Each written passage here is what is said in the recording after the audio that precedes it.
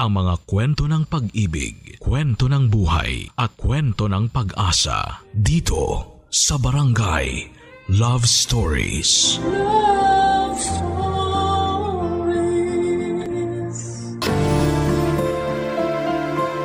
Masarap maghanap buhay kung ang kinikita ay bunga ng pinagpaguran mo. Ngunit kung ang halagang hawak mo ay mula sa panloloko, asahan din ang karmang maaaring dumapo sa iyo. Ikaw kabarangay, ano sa tingin mo ang karma ng ganitong klase ng tao?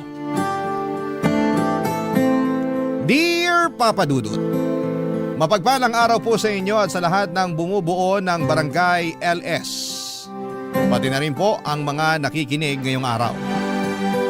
Magbabaka sakali po ako na mapili at mabasa ninyo ang sulat ko sa mismong araw ng undas. Laking pasasalamat ko po kapag nagkataon. Tawagin niyo na lamang po ako sa pangalang Junie, 29 anyos. Taga-Aklan na po ako ngayon pero nangyari po ang kwento ko noong nakatira ako sa Antique. Lumaki po ako na walang ama. Ang tumayong tatay ko po noon ay yung stepfather ko na si Tito Domeng. Kaya nang mamatay ang nanay ko ay siya na lamang ang naiwan sa akin. Hindi niya ako pinabayaan kahit na hindi naman niya ako kadugo. Aminin ko po agad sa inyo na matatakotin po akong tao. Madali akong magulat at nagbubutil-butil po talaga ang pawis ko kapag nakakaramdam ako ng takot. Mula pagkabata po kasi ay nakakakita ako ng mga ligaw na kaluluwa. Malakas din ang pakiramdam ko tuwing may kakaibang elemento sa paligid ko. Laki ako sa probinsya at marami ng kababalaghan ang naranasan ko na hindi ko pa nakikwento sa iba. Wala rin akong pinagsabihan noon na nakakakita ako ng mga ligaw na kaluluwa. Pero isa lang ang nasiguro ko noon. Bukas ang third eye ko kaya nakikita ko sila. Hindi yun naging madali sa akin dahil madalas akong nasasabihan na maluwag ang tornilyo. Masakit po para sa aking masabihan ng ganon dahil hindi ko naman ginustong magkaroon ng ganitong kakayahan. Kaya naman tuwing natatakot ako ay tinutumbasan ko na lamang yon ng dasan. Hindi naman ako araw-araw nakakaranas ng kababalaghan pero tuwing nakakakita ako ng isang ligaw na kaluluwa ay binabangungot po ako, Papa Dudut. At noong malaman ni Tito Domeng ang tungkol sa kakayahan ko ay ginamit niya ako sa panggagamot niya. Marami pa rin po kasi noon sa probinsya yung mga naniniwala sa tradisyonal na manggagamot. Sa mga ganong manggagamot lumalapit ang mga tao kapag walang sapat na perang pampaospital. At yun nga po ang naging trabaho ng stepfather ko, Papa Dudut. Noong bata pa ako'y bilib na bilib ako sa kanya sa paniniwalang nakapanggagamot nga talaga siya. Pero nang lumaki na't nakapag-isip ng mabuti ay saka ko lang napagtanto na malaking kalokohan lang pala ang lahat, Papa Dudut.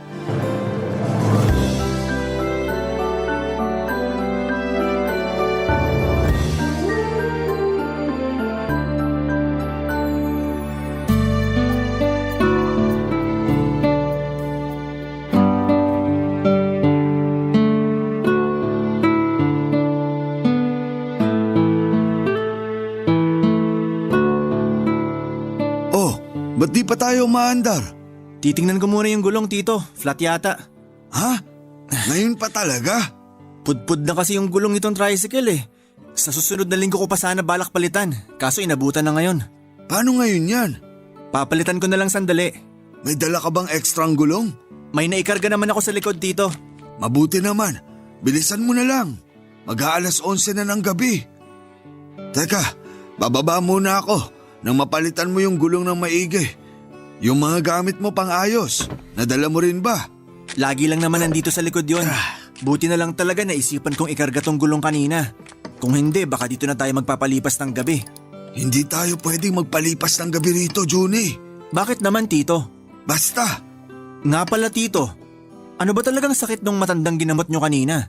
Nung matandang babae? Siyempre, nag-imbento lang ako ng sakit. Pero mukhang maayos naman yung kalagayan ng matanda. Dala na lang siguro ng edad kaya nanghihina. Hindi na nga makatayo eh. Ikaw ba naman abuti ng mahigit 80 anyos? Hindi mo ba nakita kanina kung gaano katanda yung Ale? Hindi naman ako pumasok sa bahay nila, kaya hindi ko na nakita yung matanda. Kayo lang naman kailangan dun. Umamin ka nga. Napipilitan ka lang bang sumama sa akin? Paano tayo paniniwalaan ng mga ginagamot ko kung hindi mo ipinapakitang suportado mo ko sa ginagawa ko? Mali naman kasi naman loko tayo ng ibang tao, Tito. Totoong herbal naman yung pinababayaran ko sa kanila.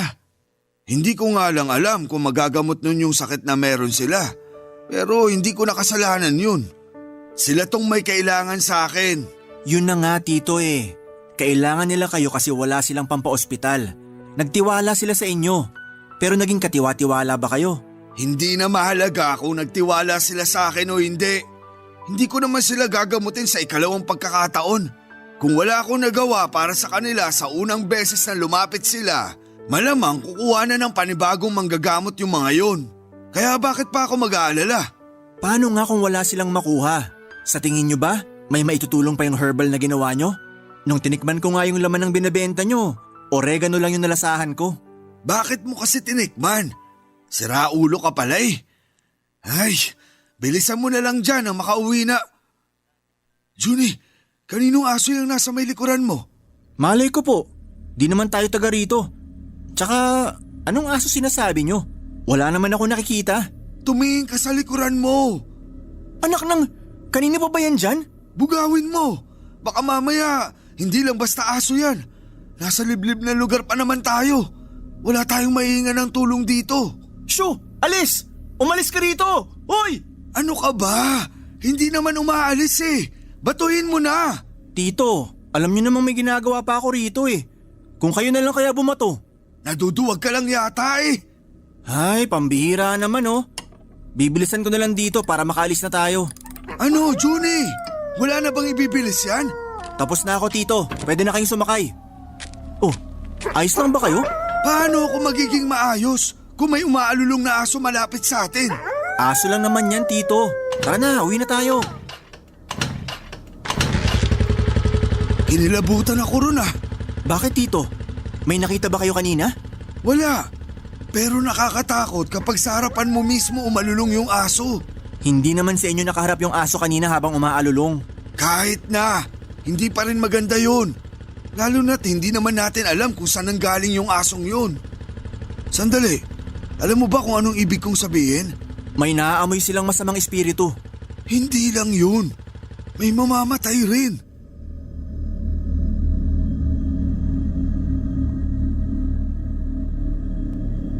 Papadudot kahit nakaramdam ako ng takot ng mga sandaling yon, ay nagpanggap na lamang ako kay Tito na hindi apektado sa mga nangyari.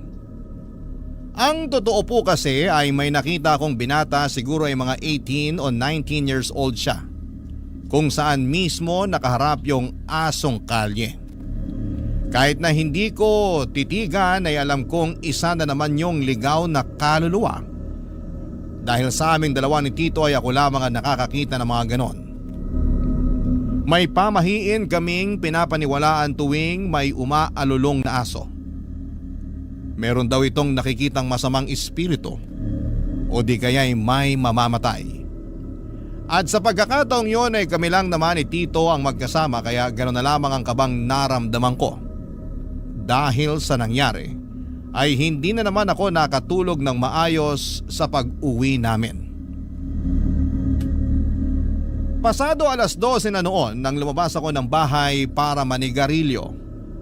Nakapatay na lahat ng ilaw sa bahay at hindi na ako nag-abala pang buksan dahil wala naman sana akong balak magtagal sa labas. Pero habang nakaupo ako roon at humihit-hit ng sigarilyo ay bigla na lang may humawak sa magkabilang balikat ko. Paglingon ko, wala namang tao. Nang ibalik ko noon ang tingin sa harapan ko ay ramdam na ramdam ko na nagkakabutil-butil na ang pawis ko sa noo. Nang makita ang isang batang lalaki na nanlalalim ang mga mata at maputla ang mga labi niya. Nang kumurap ako ay bigla na lamang itong nawala. Papa Dudut.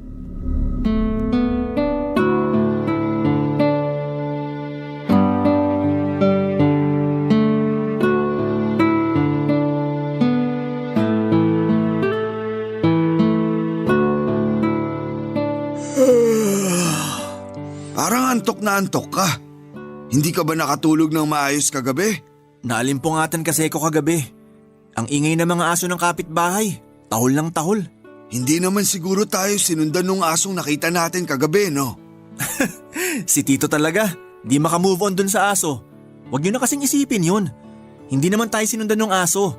Kung sumunod yun at humabol sa atin, dun kayo matakot. Baka aswang na yun. Oh, bakit tawang-tawa ka dyan? Parang di ka duwag ah. Saka alam mo namang mapamahiin akong tao.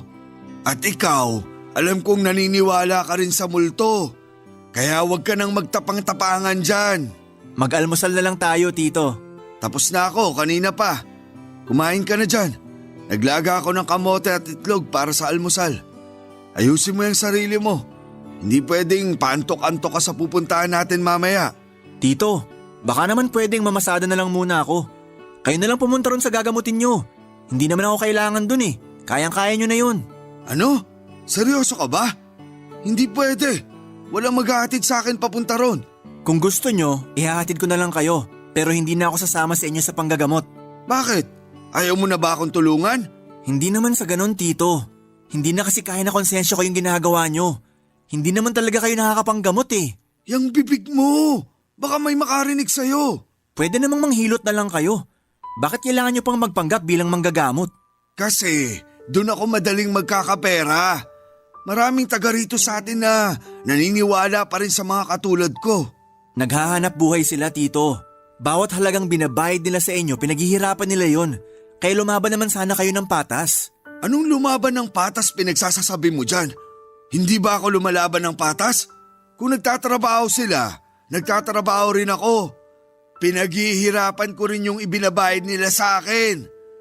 Alam mo, kaya di ka umaasenso kasi masyado kang madrama sa buhay. Ano sa tingin mo? Pang-drama sa radyo buhay mo? Umayos ka nga. Hindi mo na problema kung paano nila kinita yung pera nila. Ang mahalaga, binabayaran ka. Ganun lang yun. Kung hindi mo titibayin yung sikmura mo, magugutom ka talaga. Maraming paraan para kumita nang hindi ka nanloloko ng mga tao, Tito. Ginusto niya lang talaga yung ganyang gawain, kaya nakasanayan nyo na. Tigilan mo na nga yan. Huwag mo na akong pangaralan. Mag-asikaso ka na. Sasama ka sa akin mamaya. Sabi ko ho, ihahatid ko na lang kayo mamaya. Susunduin ko na lang kayo kapag pauwi na. Tawagan niyo na lang ako. Bakit ba ang tigas ng ulo mo? Kailangan nga kita ron. O sige, sasama ako. Pero magkalinawan po sana tayo. Yun na yung huling beses na sasama ako sa inyo. Kasi sa susunod na pilitin nyo pa akong sumama, mapipilitan na akong sabihin sa mga ginagamot nyo na peke kayong manggagamot. Kung marunong kang tumanaw ng utang na loob, hindi mo gagawin yan sa akin. Pwede naman akong tumanaw ng utang na loob sa ibang paraan. Pero hindi sa gusto nyo, Tito. Kapakanan nyo lang din naman ang iniisip ko eh. Paano kung malaman ng mga nagpapagamot sa inyo na hindi naman talaga nakakatulong yung ginagawa nyo? Paano kung karmahin kayo sa panloloko nyo sa kanila? At yung pinakamalalang pwedeng mangyari, paano kung may mamatay ng dahil sa inyo? At bakit naman may mamamatay ng dahil sa akin? Maiintindihan nyo rin yung sinasabi ko pagdating ng araw, Tito. Pero sana, hindi na tayo umabot sa puntong yon.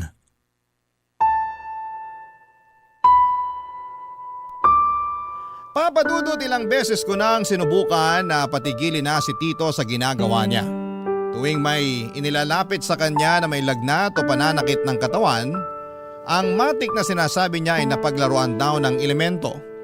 Minsan naman ay sinasabi niyang may nagbabantay na kaluluwa at doon niya ginagamit ang kakayahan ko.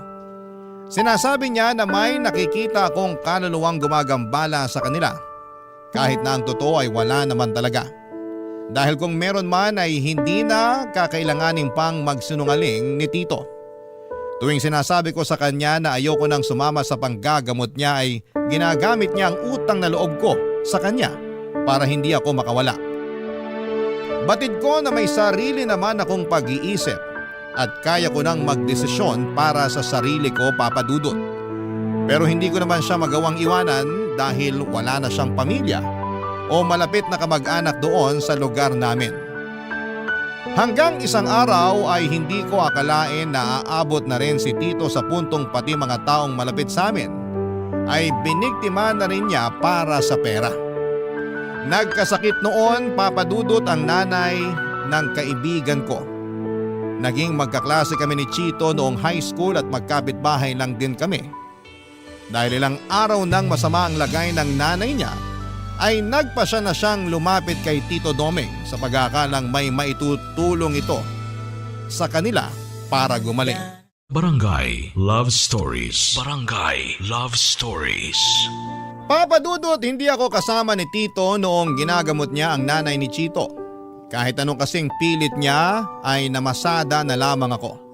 Pero bago niya puntahan ang nanay ng kaibigan ko ay sinabihan ko na si Chito na sa ospital na lamang dalhin ang kanyang ina para makasigurado.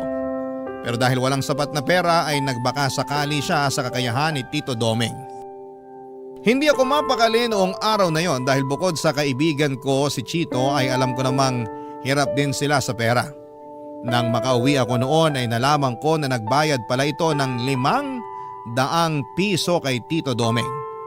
Tinanong ko siya kung ano ang ginawa niya sa nanay ni Chito at ang sinabi niya lang daw ay may nagambalang elemento ang nanay ng kaibigan ko.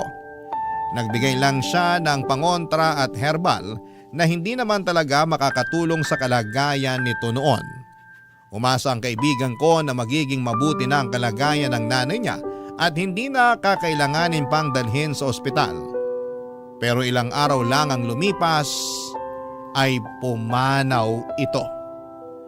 Huli na nang malaman ni Chito ang sakit na ikinamatay ng nanay niya at hindi ito naagapan. Sinisi niya si Tito Domeng sa panloloko nito sa kanila kaya ang nangyari ay sinugod kami sa bahay, Papa Dudut.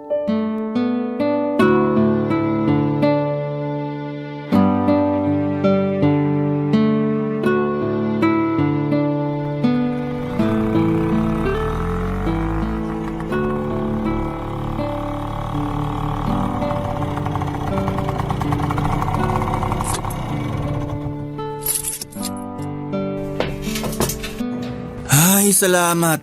Nakauwi rin. Nasaan yung tatay-tatayan mo, manloloko? Sabihin mo gusto ko siyang makausap. Ha? Teka, bakit? Huwag ka na magbaang-maangan. Sigurado ako na alam mo yung kalokohan na ginagawa ng tatay-tatayan mo. Hindi siya totoong manggagamot, di ba? Peke siya. Pati kami niloko niya. Teka lang, Tol, huminahon ka muna. Pag-usapan natin to ng maayos. Pag-usapan ng maayos? Namatay yung nanay ko. Nagawan ko pa sana ng paraan na mailigtas siya kung hindi lang sana kami niloko ni Mang Domeng! Tol, sinabihan naman kita, di ba? Sinabi ko na sa'yo na sa doktor mo na lang dalhin nanay mo. Ano gusto mong palabasin? Nakasalanan ko kaya namatay nanay ko? Ako ba yung nanloko dito? Palabasin mo na si Mang Domeng! Siya gusto ko makausap, hindi ikaw! Kauuwi ko lang. Hindi ko alam kung nandyan na siya sa loob. Ano nangyayari dito? Buti naman nagpakita ka! Napakasinungaling mong matanda ka! Sabi mo gagaling ang nanay ko! Tingnan mo kung nasa siya ngayon! Nasa morgue! Teka sandali, bakit naman ako yung sinisisi mo? Ginawa ko lang naman kung anong makakaya ko. Pero hindi ko hawak kung anong magiging kapalaran ng nanay mo, iho. Kung di nyo sana sinabi na gagaling na si nanay, nakagawa pa sana kami ng paraan! Sana sinabi nyo na lang yung totoong kalagayan niya! Hindi yung pinaikot nyo pa kami! Iho, hindi ako doktor na nakakagamit ng mga aparato para matukoy yung sakit ng nanay mo. Nakakapanggamot lang ako base sa kakayahan ko. Kaya hindi mo ako dapat sisihin sa nangyari sa kanya. Masama na yung lagay niya bago mo pa siya inilapit sa akin. Kung talagang malala na yung sakit niya, kahit ilang orasyon pat pangontra ibigay ko sa kanya, wala na ring silbi yun. Kasi wala kayong silbi! Peki kayong manggagamot! Nanluloko lang kayo ng mga tao para magkapera! Iyo, ikinalulungkot ko yung nangyari sa nanay mo. Pero sana, wag mo namang isisi sa akin yung pagkamatay niya. Mananagot ka sa nangyari kay nanay! Tol! Huwag mo na subukan ipagtanggol tong matanda! Wala akong kasalanan sa pagkamatay ng nanay mo, Chito. Tanggapin mo na lang na hanggang doon na lang yung buhay niya. Tsaka sa tingin mo, kung nadala mo siya sa ospital nung araw na pinagamot mo siya sa akin, makakaligtas pa siya?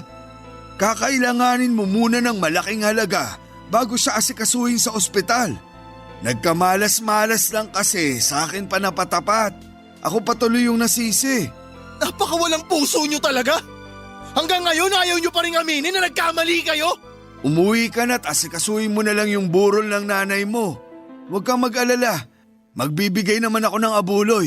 Tito naman, tumigil na kayo. Hindi ko kailangan ng abuloy mula sa inyo! Itabi nyo na lang yon! Kasi baka isang araw, isa naman sa inyo ang mangailangan ng abuloy!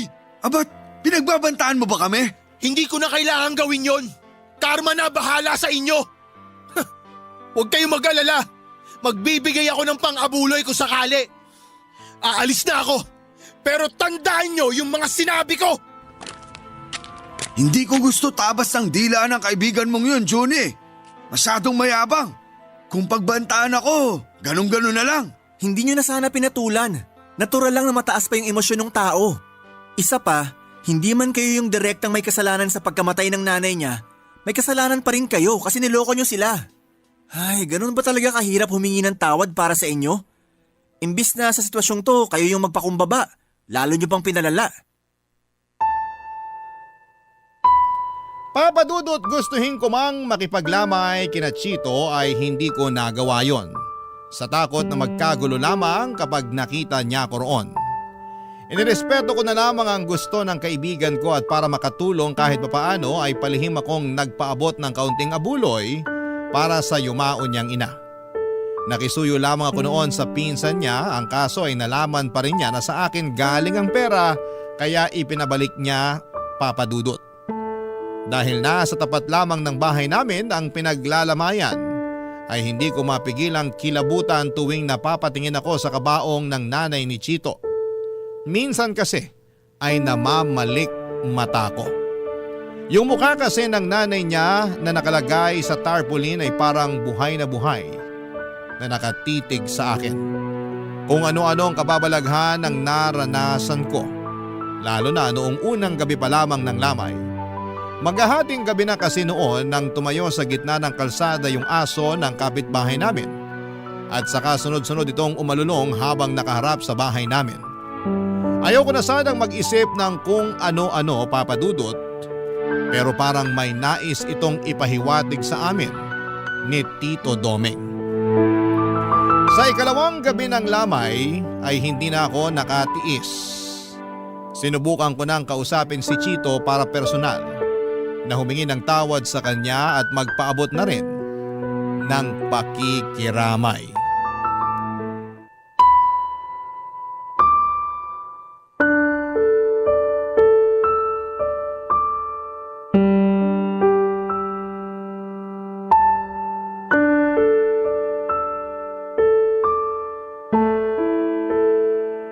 Tol, pasensya ka na. Dumiretso na ako rito sa bakuran nyo. Di ba sabi ko sa'yo ayoko makita pagmumukha mo dito? Ano yan? Naguhugas kamay ka ngayon? Tol, hindi. Gusto ko lang talaga makiramay. May pinagsamahan naman tayo eh. Kung ano man yung nagawa ni Tito, hindi naman ako kasama ron. Pinigilan ko rin naman siya eh. Ikaw rin, pinigilan kita. Ano ngayon gusto mong gawin ko? Pasalamatan ka? Hindi naman sa ganon. Gusto ko lang makiramay, yun lang. Ay, ano pang magagawa ko nandito ka na. Baka gusto mo magkape. May mainit na tubig pa ron sa kusina. Hindi na. Di na ako magkakape. Gusto ko lang talagang sabihin na pasensya ka na talaga. Hanap ka na lang na mauupuan mo. Konti pa lang naman yung tao dito sa lamay. Sige, pero baka kailangan mo rin ng tulong. Kahit tagabigay lang ng kape o biskwit, pwede ako. Huwag ka mag-alala. Hindi naman ako mag-uuwi. Huwag na. Huwag ka na mag-abala. Kaya ko na to. O sige, ikaw bahala. Magkalinawan lang tayo Hindi porket hinahayaan kita rito, pwede na rin pumunta rito yung tatay-tatayan mo.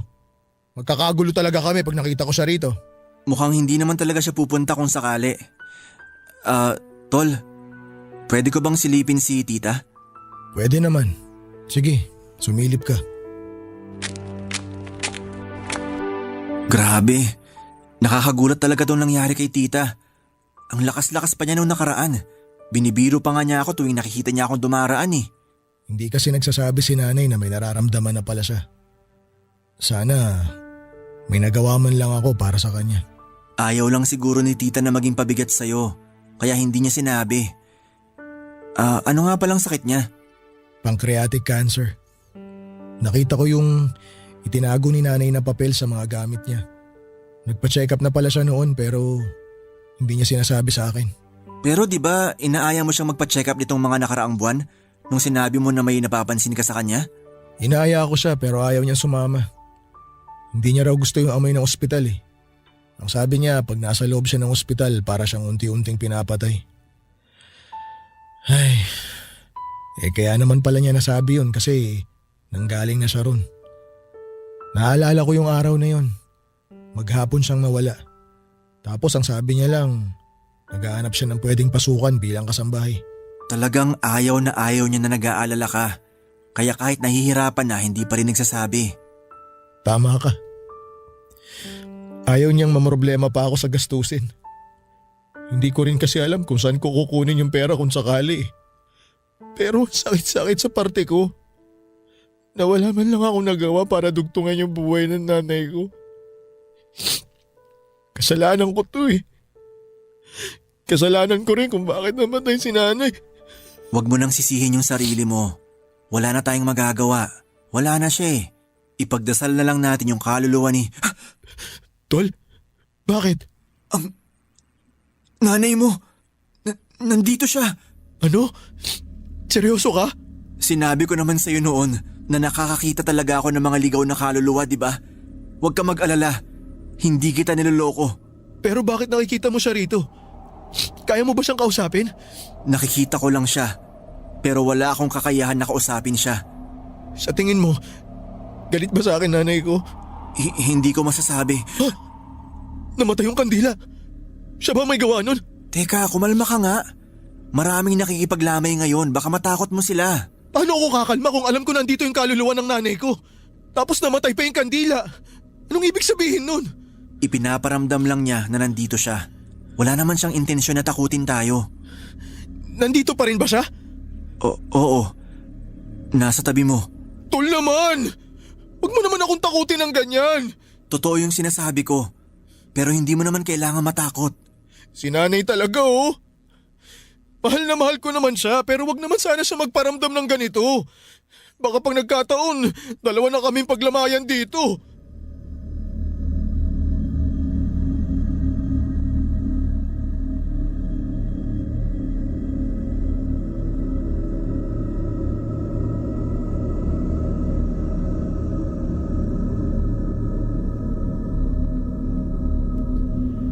Papadudot, nagtaka po ako noon dahil noong yung kaluluwa ng nanay ni Chito ang nakita ko ay hindi ako nito dinalaw sa panaginip ko. Sa katunayan, iyon pa lamang ang unang pagkakataon na nakatulog ako ng maayos matapos makakita ng kaluluwa ng yumao. Tungkol naman kay Tito Doming, kahit nalaman niya na wala na ang nanay ni Chito ay hindi man lang siya humingi ng tawad at hindi pa rin siya tumigil sa panggagamot niya. May iba na namang gumaling sa tulong niya pero yon ay dahil simpleng lagnat lamang talaga ang sakit nila at wala ng sintomas ng iba pang mga sakit. Pero bukod sa nanay ni Chito ay may nabanggit sa akin si Tito na may isa sa mga ginamot niya ang tuluyan ng namaalam. Ang malala doon, hindi pa rin siya nakonsensya sa ginawa niya. Papadudod, hindi ko alam kung bakit napakabigat ng pakiramdam ko nang umuwi sa bahay ni Tito matapos niyang ibalita na namatay yung matanda habang dinadasalan niya. At kaya ginabi siya ng uwi ay dahil may dinaanan pa siyang lamay ng gabing yon. Pagkagaling sa lamay ay diretsyo na agad siya pauwi sa bahay at hindi na naisipang pang magpagpag, dala ng kalasingan. Pero ang hindi ko alam, bukod sa pagsuway niya sa pamahiin tuwing may lamay, may isa pa pala siyang ginawang kalokohan na hindi ko akalain na magagawa niya ng mga panahong yon, Papadudot. Barangay Love Stories. Barangay Love Stories. Papadudot, ng minsang umuwi si Tito ay nagtaka ko kung bakit may mga dala siyang pagkain. Noong tinanong ko siya kung saan galing yon, ang sabi niya lang ay bigay lang daw yon ng mga ginamot niya. Binigay lamang bilang pasasalamat. Pero syempre hindi ko siya nagawang paniwalaan dahil malakas talaga ang pakiramdam ko noon na may ginawa na naman siyang kalokohan. Ilang araw lang mula nang mapansin ko yung mga dalang pagkain ni Tito Doming ay nalaman ko na nagsusugal na rin pala siya sa mga pinupuntahan niyang lamay, kung saan na siya nakakarating noon dahil sa kaadikan niya sa pagsusugal. Hindi lang yon ang ginawa niya. Inamin niya rin sa akin na noong natalo na siya sa sugal ay natukso siyang kumuha ng pera sa mga abuloy doon mismo sa tabi ng kabaong noong pinaglalamayan. Naggalit ako sa kanya. Sa halip kasi na magtinu siya dahil sa nangyari sa nanay ni Chito ay lumala pa siya at umabot pa nga sa puntong ultimo patay ay nagiging biktima na rin niya. Pero ang mas inaalala ko po noon ay yung nalabag ni Tito ang pamahiin sa patay. Bukod sa hindi siya nagpapagpag, nag-uwi rin siya ng mga pagkain galing sa lamay, pati na rin yung perang kinuha niya mula sa abuloy.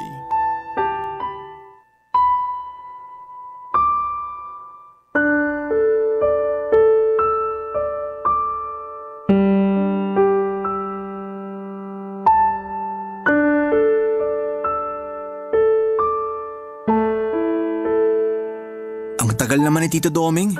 Ano bang nangyayari dun sa tatay-tatayan mo? Parang madalas ginagabi ng uwi ah. Hindi pa nagpapasundo sa'yo. Ewan ko ba ron? Hindi na nga ata ng gagamot kasi nakahanap na ng bagong libangan. Bakit? Ano na naman naisip niyang gawin? Ayun, naadik na sa pagsusugal sa lamay. Pati abuloy dun sa patay, pinapakailaman niya raw pag natatalo siya. Nakakahiya tuloy dun sa pamilya ng pinaglalamayan. Di ko rin maintindihan niya si Mang Doming. Ayos naman siya nun eh. Akala ko nga totoong nakakapanggamot siya kasi di ba nung sumasakit yung tiyan ko, siya lang ang nakapagpawala nun. Dahil siguro yun sa herbal na pinainom sa'yo. Teka, matagal mo na bang alam yung modus niya? Hindi, kailan ko lang din nalaman na peke pala siya. Paano mo nalaman? Ay, ayoko na pag-usapan. Ako kasing nahihiya para kay Tito. Sige na, sabihin mo na. Wala na rin namang mawawala. Nalaman ko yon nung ako naman yung nagkasakit. Ayaw niya akong gamutin. Namimilipit na ako noon sa sakit ng tiyan. Kasi alam niyang hindi ka niya magagamot. Kaya pala nagpa-hospital ka na lang nun. Tapos ayun, appendicitis na pala.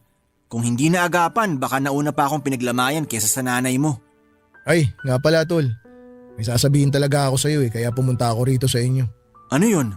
Mukhang seryoso yan ah. Kagabi kasi, nakita ko si nanay sa panaginip ko. Malungkot siya tapos umiiyak. Nung nagising ako, nakita ko siya sa kwarto ko. Ha? Paano nangyari yun? Hindi ko rin alam eh. Basta nakita ko si nanay. Sigurado akong siya yun. Kung ganon, nakakakita ka na nga. Tol, hindi naman ako bulag. Sira, nakakakita ng mga kaluluwa yung ibig kong sabihin. Alam ko naman, binibiro lang kita. Masyado ka kasing seryoso eh. Pero seryoso nga, pareho na tayo? Hindi ko pa sigurado yan.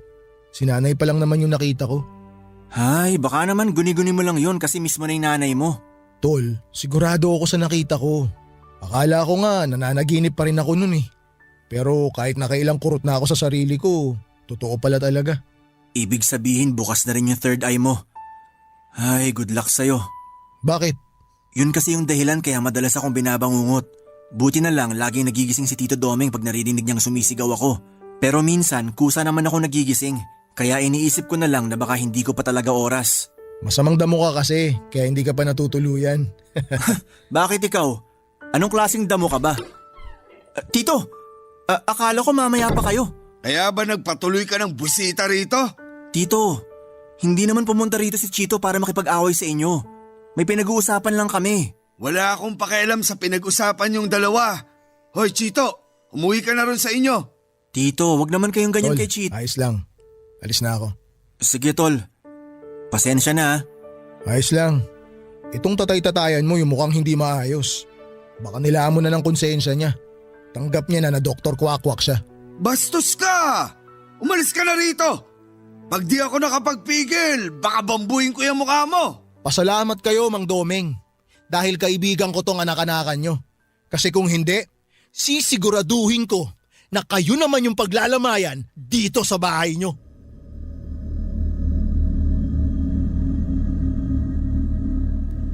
Papa Dudut, mabuti na lamang at hindi nagkasakitan ng mga oras na yon sina Chito at Tito Doming. Hanggang sa pagkakataong kasing yon ay hindi pa rin sila nagkakaayos. Sa pag-uwing yon ni Tito Doming ay napansin ko kaagad ang butil-butil na pawis niya mula sa kanyang noo. Pati na rin sa ibang parte ng kanyang katawan. Parang pagod na pagod siya.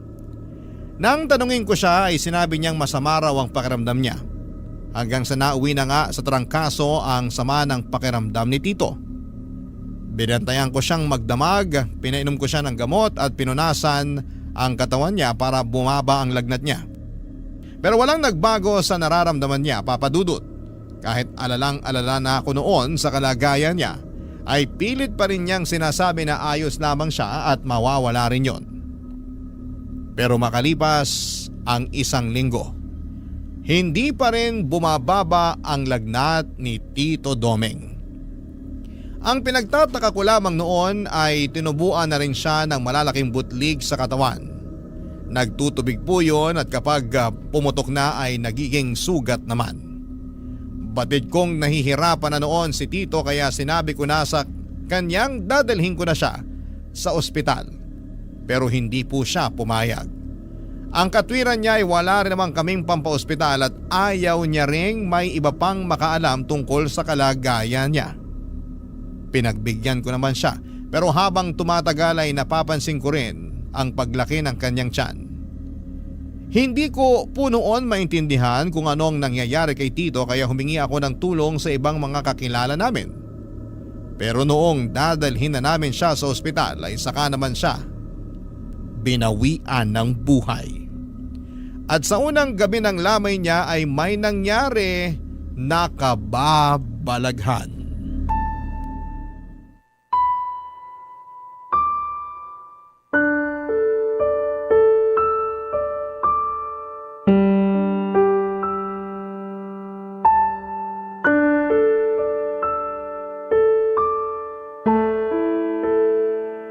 Tol, naikiramay ako. Salamat. Grabe, wala pang isang buwang nalilibing si nanay tapos ngayon, si Mang Doming naman yung pinaglalamayan. Ay, pasensya ka na nga pala sa mga nasabi ko noon sa kanya. Nadala lang ako ng galit. Hindi mo kailangan humingi ng pasensya. Naiintindihan ko naman yung nangyari. Salamat, Tol. Pero sa tingin mo, ano kayang kinamatay ni Mang Doming? Hindi ko rin alam. Hindi rin kasi matukoy kung ano yung sakit niya. Hindi kaya nabarang si Mang Doming? Kasi kung kulam lang, posibleng magamot pa siya eh. Kasi mula nung naglabasan yung mga sugat niya sa katawan, ilang araw lang ang itinagal niya. Yung barang kasi, Tol, intensyon talaga na patayin yung taong dinapuan ng sumpa. Pero sino namang gagawa nun kay Tito Doming? Malay mo, may iba pa siyang nakaalitan. Basta ako, hindi ko magagawang magpakulam o magpabarang ng tao. Kahit na malaki pa yung kasalanan sa akin. Ngayong napag-usapan na natin yung barang, suspecha ko baka isa sa mga pinagnakawan niya ng abuloy yung nagalit sa kanya. Hindi malabong mangyari yun. Pero mahirap din mambintang. Mahirap patunayan kung sino yung nagpabarang kay Mang Doming eh. Lalo na kung hindi naman natin kilala kung sino yung mga galit sa kanya. Kahit naman loko-loko si Tito Doming, nakakaawa pa rin siya. Tsaka siya na lang yung meron ako. Ngayong wala na siya, mag-isa na lang talaga ako sa buhay. Ako rin naman eh. Si nanay na lang yung meron ako tapos nawala pa. Wala man lang sa mga kamag-anak ni Tito Doming yung dumating para makiramay. Sinubukan ko naman silang kontakin. Pero mga wala raw pamasahe. Uy, ayos ka lang? Bigla ka na lang natahimik dyan. Huwag mo sabihin may nakikita ka na naman. Tol, tingnan mo yung bangkay ni Mang Doming. Bakit? Anong meron? Tingnan mo yung bandang leeg niya. Parang may gumagalaw eh. Ano namang gagalaw dyan? Ikaw talaga, mananakot ka pa. Seryoso ko, tingnan mo, ayun oh. Parang may uod. Ha? Oo nga. Pero paano magkakauod yung bangkay ni Tito? Unang gabi pa lang naman ang lamay niya. Mukhang binarang nga si Mang Doming, Tol. Ganyan daw kasi yung nangyayari kapag namatay sa barang ang isang tao eh. Hindi pa rin nawawala yung sumpa kahit patay na siya. Uy! Bakit natapon yung mga abuloy? Nasagi mo ba yung garapon? Hindi. Ang layo ng kamay ko. Pasuyo naman, tol. Ikaw na mamulot ng mga barya. Sisindihan ko lang tong kandila. Namatay na naman eh. Ay, sige. Ako na pupulot sa mga barya. Hoy, ano ba yan? Huwag ka humarang. Nakita mo na ngang may pinupulot dito eh. Tsaka ka patatayo sa harap ng kabaong. Uy, Manong. Pwede po bang umatras muna kay sandali? Pupulutin ko lang tong mga barya oh. Uy, sinong kausap mo dyan? Yung Manong na nakatayo dito sa... Ha? Mang Domeng! Tol! Nandito siya! Tol! Ano? Nakikita mo rin ba siya? Oo, nakikita ko rin siya. Pero huwag ka na magpahalata. Tayo lang yung nakakakita sa kanya. Baka matakot yung mga tao dito sa burol kapag nalaman nilang nakikita natin yung kaluluwa ng pinaglalamayan. Pero... Sige na nga. Grabe naman oh. Bakit nagpapakita sa akin si Mang Domeng? Hindi naman ako yung nagpabarang sa kanya. Nakita ko rin naman yung nanay mo nung burol niya. Teka, kilala mo ba yon? Sino? Ayun oh, yung binata na nakatayo ron sa may poste. Kanino ko pa siya napapansin na nakatingin dito. Akala ko naman kanina napatingin lang. Pero paglingon ko nandun pa rin siya. Hindi umaalis. Oo nga no. Titig na titig siya sa kabaong ni Mang Domeng. Hindi kaya kamag-anak niya yan? Wala siyang kamag-anak dito. Eh sino yun? Hindi ko nga alam. Kaya nga tinanong kita. Ha? Tol! Nawala yung binata. Teka, saan naman pumunta? Ewan ko. Ang bilis na wala eh. Tumingin lang ako sa isang sandali. Paglingon ko, wala na siya. Hayaan mo na. Baka napadaan lang. Baka nga.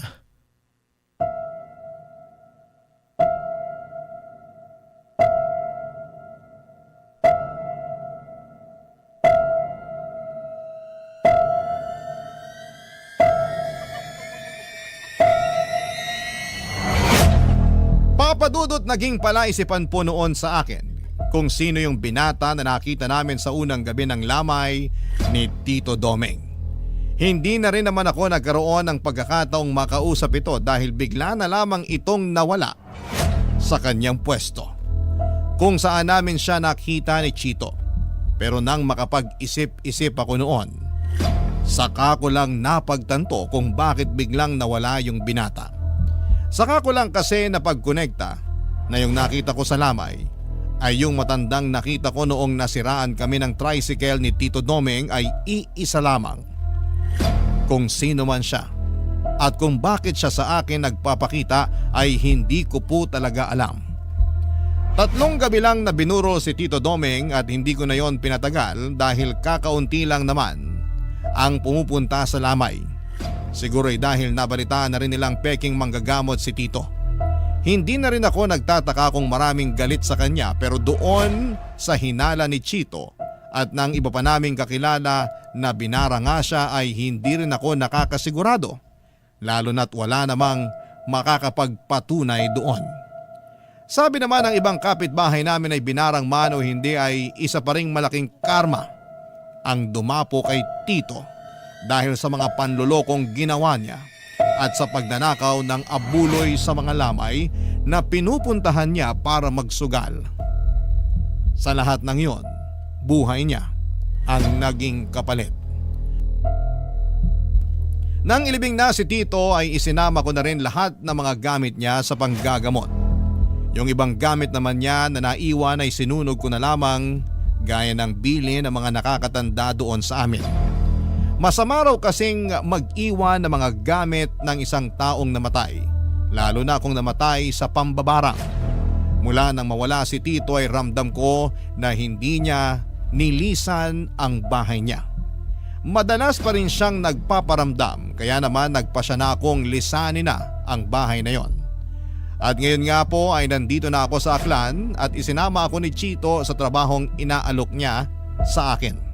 Ang kaso ay hindi ako natanggap dahil bumagsak ako sa medical. May problema kasi ako sa baga. Pero para hindi ako matenga ay nagtitinda na lamang ako ng street food sa palengke gamit ang pinagbentahan ko ng tricycle. Ibinenta ko yon bago umalis sa Antique.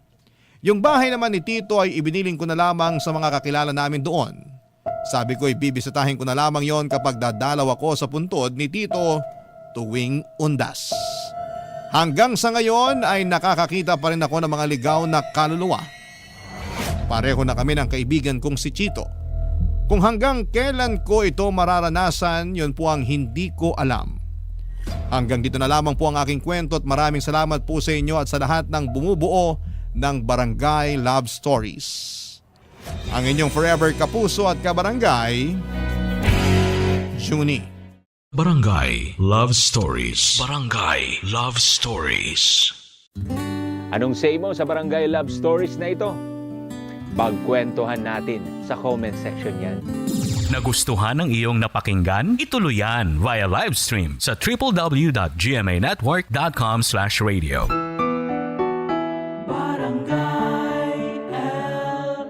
In Mega Manila, 97.1. Forever! Mga kwento ng pag-ibig, kwento ng pag-asa at mga kwento ng buhay dito sa Barangay Love Stories. Love Stories.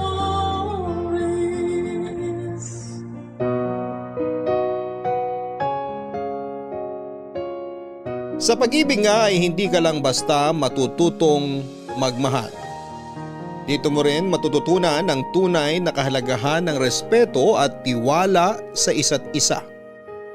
Na hindi lang pala sapat ang pagmamahal para manatiling buo at matatag ang isang relasyon. Kakibat na nga rito ang respeto at tiwala sa taong iyong minamahal. Lalo na kung ang taong mahal mo ay nakagawa ng isang malaking pagkakamali na maaaring makasira sa inyong relasyon. Dito mo rin matututunan na napakalawak at napakaraming nagagawa ng pag-ibig na tunay at yon ay ang pagtanggap at pagpapatawad sa pagkakamaling nagawa sa iyo. Katulad na lamang ng kwentong ibabahagi sa atin ngayong Sabado ni Berlin na sa kabila ng mga nangyari sa kanya ay piniling magpatawad at tanggapin ang pagkakamaling nagawa sa kanya. Gusto mo na bang makarelate sa kanya? Alamin natin yan sa kwento ng pag-ibig, buhay at pag-asa sa nangungunang Barangay Love Stories. Dear Papa Dudut, magandang araw po sa inyo at sa mga loyal kabarangay na nakikinig ngayon. Itago nyo na lamang po ako sa pangalang Berlin. 39 years old at kasalukuyang nakatira sa Mekawayan, Bulacan. Marami nagsasabi na kapag mahal mo ang isang tao ay nakahanda kang patawarin siya kung magkamali siya. Nakahanda kang tanggapin ang pagkakamali niya kahit na gaano pa yon kalaki at kasakit. Dahil nga mahal mo at iniingatan mo ang relasyon na matagal nyo nang binuo. Sa isang relasyon nga ay hindi naman nawawala ang mga problema na susubok sa katatagan ng inyong pagsasama. Lalo na kung malayo kayo sa isa't isa. Hindi ninyo nakikita ang ginagawa ng bawat isa. Pero doon nga masusukat kung gaano kalaki ang tiwala at respeto ninyo sa isa't isa. Na kahit magkalayo kayo ay hindi ninyo gagawin ang mga bagay na maaaring makasira sa inyong relasyon. Katulad na lamang ng nangyari sa amin ng nooy long-time boyfriend ko na si Jace. Third year high school pa lamang kami noon ay magkasintahan na kami ni Jace, Papa Dudut. Kami nga yung definition ng perfect relationship noon dahil ni minsan ay hindi kami nag-away at lagi kaming nagkakaintindihan at kung may mga bagay man kaming maaaring pagtalunan ay agad namin yung naaayos bago pa man kami humantong sa away. Hanggang sa makagraduate na nga kami ng college at nagkaroon kami ng kanya-kanyang trabaho ay nag-propose sa akin si Jace. Agad ko namang tinanggap dahil alam ko sa sarili ko na siya na ang gusto kong makasama habang buhay. Sa opisina nagtatrabaho noon si Jace habang ako ay isang crew sa isang sikat na fast food restaurant. Pero nagkaroon kami noon ng kasunduan na hanggat wala pa kaming 32 at wala pang sapat na ipon ay hindi pa kami maaaring magsama at magpakasal. Gusto kasi namin noon na handa na ang lahat bago kami lumagay sa tahimik. Yun din kasi ang ideal age ko para magpakasal. Wala namang naging problema noon sa plano naming pagpapakasal dahil parehong pamilya namin ay boto sa bawat isa sa amin. Pero kinakailangan mag-abroad noon ni Jace dahil sa matinding pangangailangan ng pamilya niya. Lalo pa at na-stroke ang tatay niya na siyang nagtatrabaho para sa kanila. 3 rin ang kapatid niyang nag-aaral noon na kailangan niyang tustusan. Kahit na may pag-aalangan sa akin ay pumayag naman ako dahil para naman sa pamilya niya ang gagawin niya. Nagkasundo na lamang kami noon na kapag nakabalik siya ng Pilipinas ay magpapakasal na kami kahit sa West lang. Pumayag naman ako at sinabi kong mag-iipon din ako para sa kasal namin at ganon din siya. Kailangan lang muna naming tiisin na magkalayo kami at magtiwala sa isa't isa. Malaki naman ang tiwala ko sa kanya dahil sa tagal naming magkasintahan noon ay hindi siya gumawa ng bagay na maaari naming ikasira. At ganon din ako dahil nga sa sobra naming mahal at nirerespeto ang bawat isa. Pero inaamin ko na hindi talaga naging madali para sa akin ang malayo kay Jace. Dahil may mga bagay na pumapasok sa isip ko habang magkalayo kami. Mga bagay na alam ko namang hindi niya magagawa pero hindi ko maiwasang mag-isip na baka matukso siya sa isang babae habang hindi niya ako kasama. Lalaki siya at may pangangailangan at naisip kong baka sa iba niya hanapin ang mga yon. May tiwala naman ako sa kanya pero hindi ko kontrolado ang mga pumapasok sa isip ko. Lalo pa nga at hindi agad nakatawag noon sa akin si Jace. Nang makarating siya sa Korea bilang isang factory worker sa paggawaan ng mga noodles. Sobrang nag-worry rin ako sa kanya noon dahil hindi ko alam kung ano na nga bang nangyayari sa kanya doon. Iniisip kong mabait ba ang mga amo niya o kaya naman ay nakakakain ba siya ng maayos. Halos 2 linggo nga bago siya nakatawag noon at tila nabunutan ako ng tinik sa dibdib nang marinig ko na ang boses niya.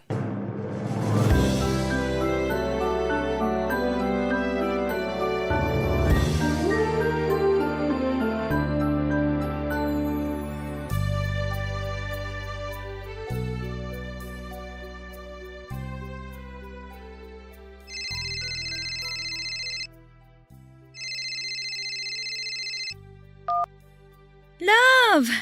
Bakit ngayon ka lang tumawag? Sorry love, bawal kasi ang cellphone sa oras ng trabaho. Maikpit dito eh.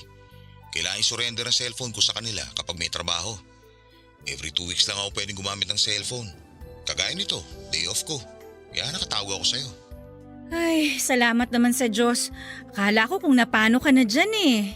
Huwag mo ako intindihin dito. Mababait naman ang mga amo ko. Eh nga lang, sobrang istrikto ng boss namin. Kapag trabaho, trabaho. Sa bagay, malaki ang pasahod nila kaya dapat talaga sulit ang ibabayad nila sa'yo. Ang importante, ayos ka lang dyan. Oo, di rin naman kami nagugutom dito. Libre ang pagkain namin. Mabuti kung ganon. Maiba nga pala ako. Nakatawag ka na ba kina tita para ipaalam ang lagay mo dyan? Oo, tumawag na ako sa kanila bago ako tumawag sa'yo. O anong sabi nila sa'yo? Ayun, humihingi ng pasensya sa akin. Kasi kinailangan ko para mga ibang bansa para lang sa kanila. Sabi ko wala namang problema basta para sa kanila. Tutal, andito na rin lang ako. Panahon na para makabawi man lang ako sa kanila. Tama. Basta pagbutihan mo lang ang trabaho mo dyan. Pasasaan ba't magiging maayos din ang lahat? Suportado kita sa lahat ng bagay. Alam mo naman yan. Kaya nga swerte ko sa'yo.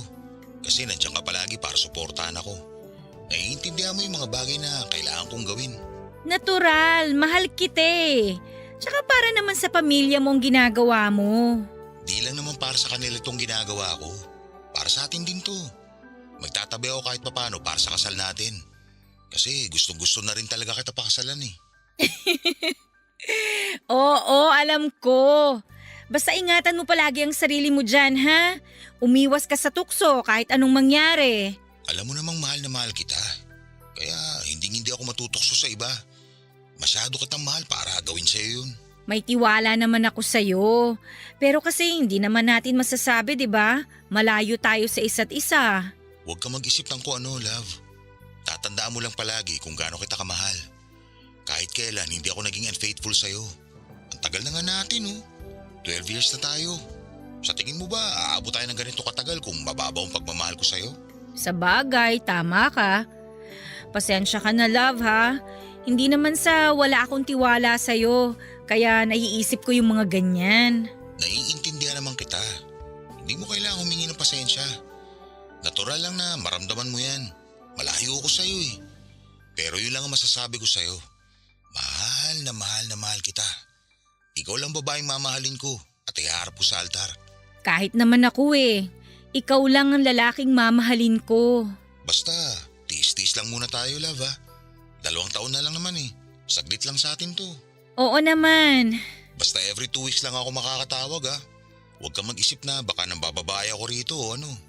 Hayaan mo kapag day off ko, ikaw ang una kong tatawagan. Magdamag tayo mag-uusap noon. Paalala ko lang sa'yo, mahal ang roaming calls ha. Hindi yan kagaya dito sa Pilipinas na unlimited. Tama na sa akin yung makausap ka kahit sandali. Malaman ko lang na ayos ka dyan, okay na ako. Oo nga pala. O paano? Babay muna ha. O sige, basta mag-iingat ka palagi dyan ha. Tumawag ka kagad sa amin kung may problema. Sige love, salamat ha. Kayo din, mag-iingat kayo dyan. Lalo ka na, pakakasalan pa kita. Oo. O sige na love, I love you. I love you too.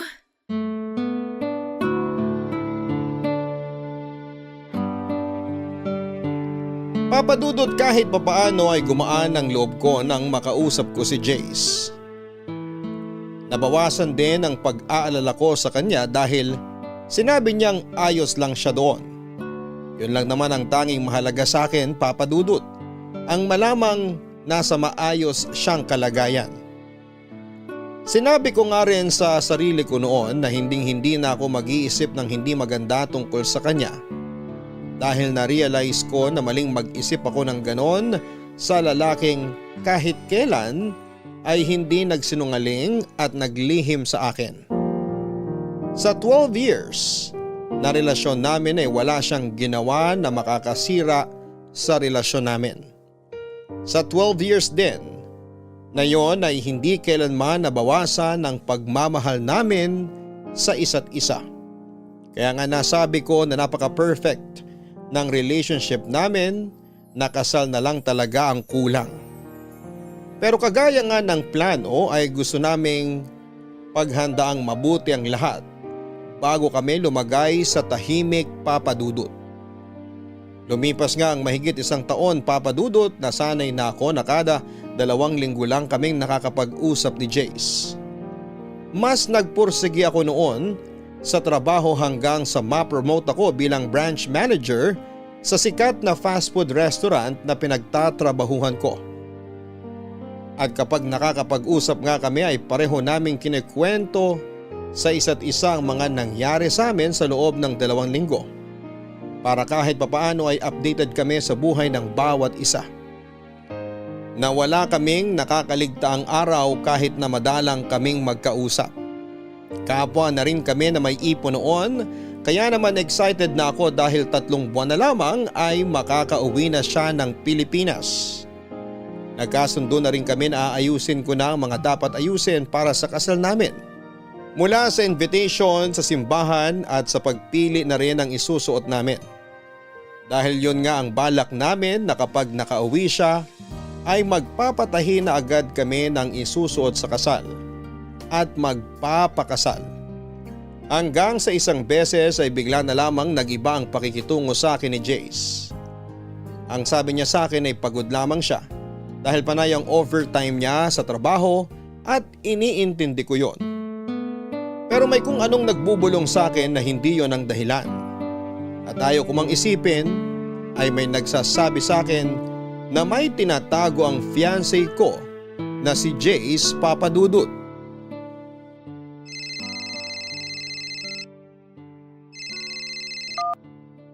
Hi love! Buti naman nakatawag ka na. Hintay ako ng hintay sa tawag mo last time eh. Peak season kasi. Ah, ganun ba? O kumusta naman ang trabaho mo? Ganun pa rin. Walang pinagbago. Eh kumusta naman ang nakaraang linggo mo? Ayos lang. Puro trabaho. Ayos ka lang ba, love? Oo. Bakit? Wala naman. Para kasing wala kang gana makipag-usap sa akin. Guni-guni mo lang yun. Kung ayaw kitang kausap, di sana hindi na ako tumawag. Ewan ko, ibang-iba ka kasi ngayon eh. May problema ba? Sabihin mo sa akin. Walang problema. Huwag mo ko intindihin. Ay, love. Kung may problema ka, sabihin mo sa akin. Para mapag-usapan natin. Hindi yung sinasarili mo lang. Wala nga akong problema. Nag-iisip ka na naman ng kung ano-ano eh. Tingin mo ba bakit ako nag-iisip ng kung ano-ano ngayon? Jace, 13 years na tayo. Kilalang kilala na kita. Alam ko kung may problema ka. Kaya magsabi ka na sa akin, ano ba kasing problema? Sorry love. Promise, wala talagang problema. Sobrang pagod ko lang siguro. Sigurado ka? Oo love. Eh kung gusto mo, magpahinga ka na lang muna. Sa ibang araw ka na lang tumawag. Hindi, okay lang. Kwentuhan mo na lang ako. Tungkol sa mga ganap sa'yo nito mga nakaraang linggo. Same routine pa rin. Bahay, trabaho, ganun. Ah, siya nga pala. Okay na yung layout ng wedding invitation natin. Date na lang ang kulang. Tapos, nailista ko na yung mga pagbibigyan. Nakapili na rin ako ng simbahan kung saan tayo magpapakasal, love. Tapos, pagbalik mo dito, magpi-prenup shoot na tayo. Hello, love? Andyan ka pa? Oo. Narinig mo ba yung sinabi ko? Oo. O, wala ka bang sasabihin? Baka pwedeng i-postpone muna natin yung kasal? Kahit mga 2 years? Ano? Postpone?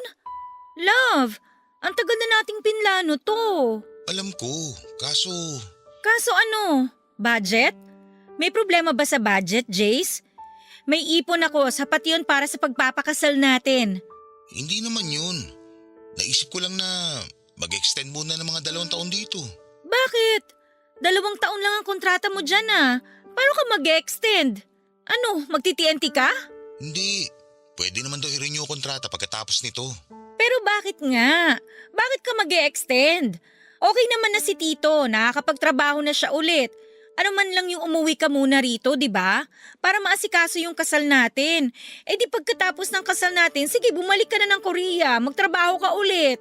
Hindi nga kasi ako makakauwi. Gusto ko pa sana magtrabaho na mas matagal dito. Jace, alam mo hindi ka nakakatuwa ah. Kung may problema ka, sabihin mo.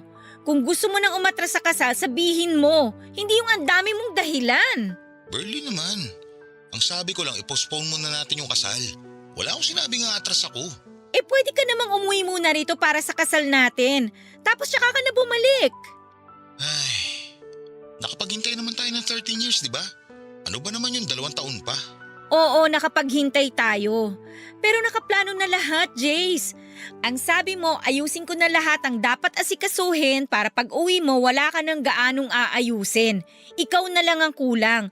Tapos ngayon sasabihin mo, i-postpone? Bakit? Ay, sige na. Uuwi na ako para magpakasal tayo. Tatapusin ko lang yung 3 buwan pang kontrata ko. Hindi ko alam kung ano ba talagang problema at bigla ka na lang magsasuggest na i-postpone natin. May problema ba sa family mo? Wala. Hayaan mo na. Uuwi na ako. Magpapakasal tayo kaya huwag ka nang mainis. Sa susunod na lang tayo mag-usap o kaya kung makakatawag ako mamaya. Magpapahinga muna ako at wala pa akong tulog. Okay lang ba? Ay, okay, sige. Magpahinga ka muna.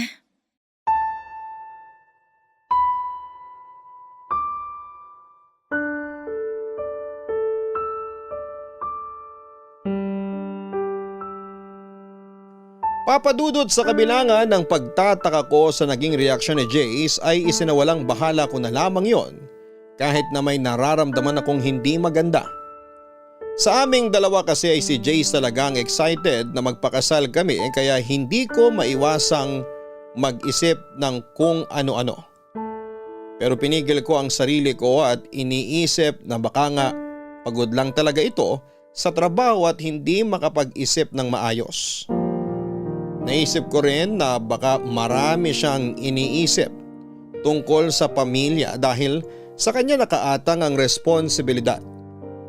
Marahil din ay nape-pressure ito sa kung ano nga ba ang dapat niyang unahin. Papadudot hindi na nga ulit siya nakatawag sa akin ng araw na yon. Pero ayos lang naman sa akin, mas maigi na rin siguro yon para makapag-isip siya ng maayos. Napagpasyahan kong maghintay na lamang sa kung ano nga ba ang magiging desisyon niya. At bilang partner ay nakahanda akong irespeto kung ano man yon. Nang sumunod na beses na pagtawag sa akin ni Jace ay kapansin-pansin ang panlalamig nito sa akin. Wala itong kabuhay-buhay sa pakikipag-usap sa akin na parang minsan ay napipilitan na lamang siyang kausap ako. Ayaw ko mang mag-isip ng hindi maganda. Pero sa kinikilos ni Jace ay hindi ko mapigilan ang sarili ko. Halos lahat na yata ng pangit na senaryo ay naisip ko na baka may ibang babae siya kaya gano'n na lamang ang panlalamig niya sa akin. Hindi na siya malambing kagaya ng dati at palaging malayo ang sagot sa tuwing may itinatanong ako sa kanya, Papadudot. Papadudot, nagpatuloy ang cold treatment sa akin ni Jace hanggang sa dumating na sa point na halos hindi na siya tumatawag. Halos hindi ko na nga alam kung ano ang iisipin ko ng mga panahong yon. Nagsimula na ako mag-alala at makaramdam ng kaba dahil wala talaga siyang paramdam. Baka mapahamak na siya o ano, kaya naman hindi na ako nagdalawang isip na lumapit sa pamilya niya at itanong kung tumatawag ba sa kanila si Jace. Ang sabi nila ay hindi naman daw ito tumatawag at malamang ay busy lamang sa trabaho. Nagtaka naman ako dahil parang hindi sila nagwo-worry kay Jace. Pero pinili ko na lamang na huwag nang magsalita. Sumang-ayon na lamang ako sa sinabi nila.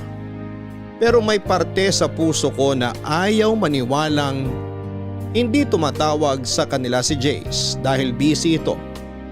Kilala ko si Jace at hindi nito matitiis ang kahit na ano lalo na kung tungkol sa pamilya nito.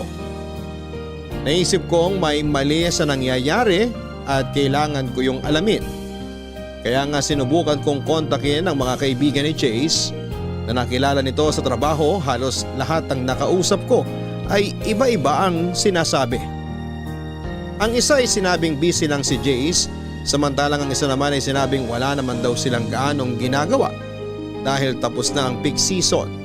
Kaya mas lalong lumakas ang kutob ko na may tinatago siya sa akin hanggang sa nakausap ko ang isa pa sa katrabaho niya na si Carlo.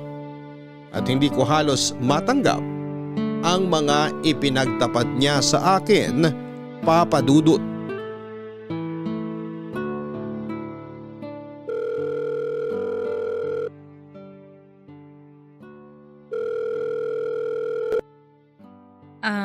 Hello?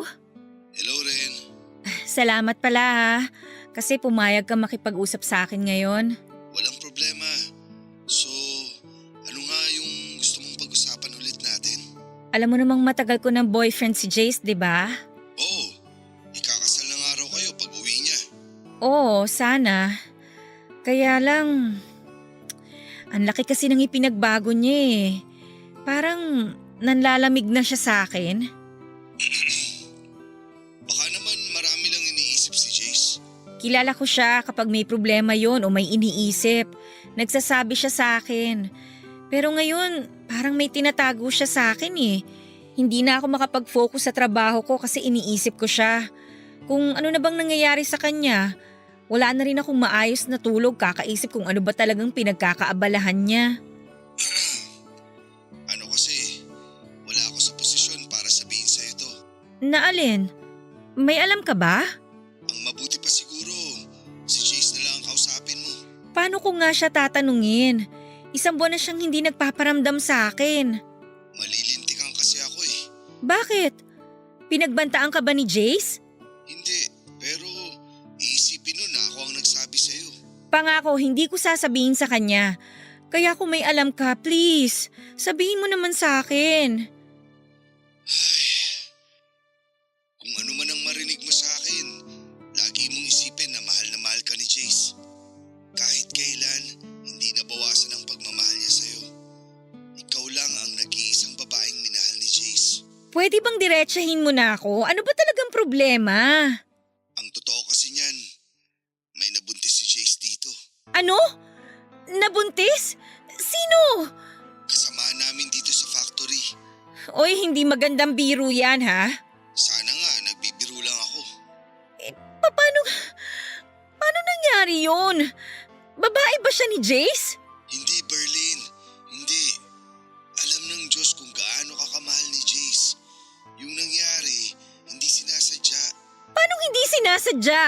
Nagkayayaan kasi magkahinuman pagkatapos ng holiday. Lahat kami magkakatrabaho. Hanggang sa nalasing kaming lahat. Hindi na namin alam yung mga sumunod na nangyari. At si Jace? Paano niyo nasabing si Jace ngayon nakabuntis dun sa babae kung lasing kayong lahat? Sila kasi yung magkasama sa kwarto nung magising kami kinaumagahan. Pero maniwala ka o sa hindi, sising-sisi si Jace sa nangyari. Mahal na mahal ka niya. Mahal? Kung talagang mahal niya ako, sana umiwas siya sa mga bagay na makakasira sa amin. 13 years na kami. Tsaka pa siya nagloko. Hindi ka niya niloko, Berlin. Hindi sinasadyang nagkamali lang siya. Hindi sinadya o sinadya. Nagkamali siya. Dinungisan niya yung relasyon na napakatagal na naming iningatan. Maniwala ka. Mahal na mahal ka ni Jace. Hindi lang niya alam kung paano sasabihin sa'yo yung totoo. Nagigilty siya ng sobra sa nagawa niya. Ang dami niyang pagkakataon para sabihin sa akin. Kasi nga, hindi niya alam kung paano sasabihin. Pero please lang, Berlin. Wag na wag mong sasabihin na ako ang nagsabi sa'yo, ha? Labas ka rito. Salamat kasi sinabi mo sa akin yung totoo. Huwag kang mag-alala. Hindi to malalaman ni Jace. Ay, salamat. Pero sana maayos yun ni Jace to. Hindi ko alam. Pero susubukan ko. Yung babaeng nabuntis niya, naghahabol ba? Hindi. May asawa sa Pilipinas yun. Natatakot nga at baka malaman ng asawa niya. Ang hinihiling lang niya kay Jace, sustento at suporta sa pagbubuntis niya. O sige, salamat. Pasensya ka na rin sa abala ha.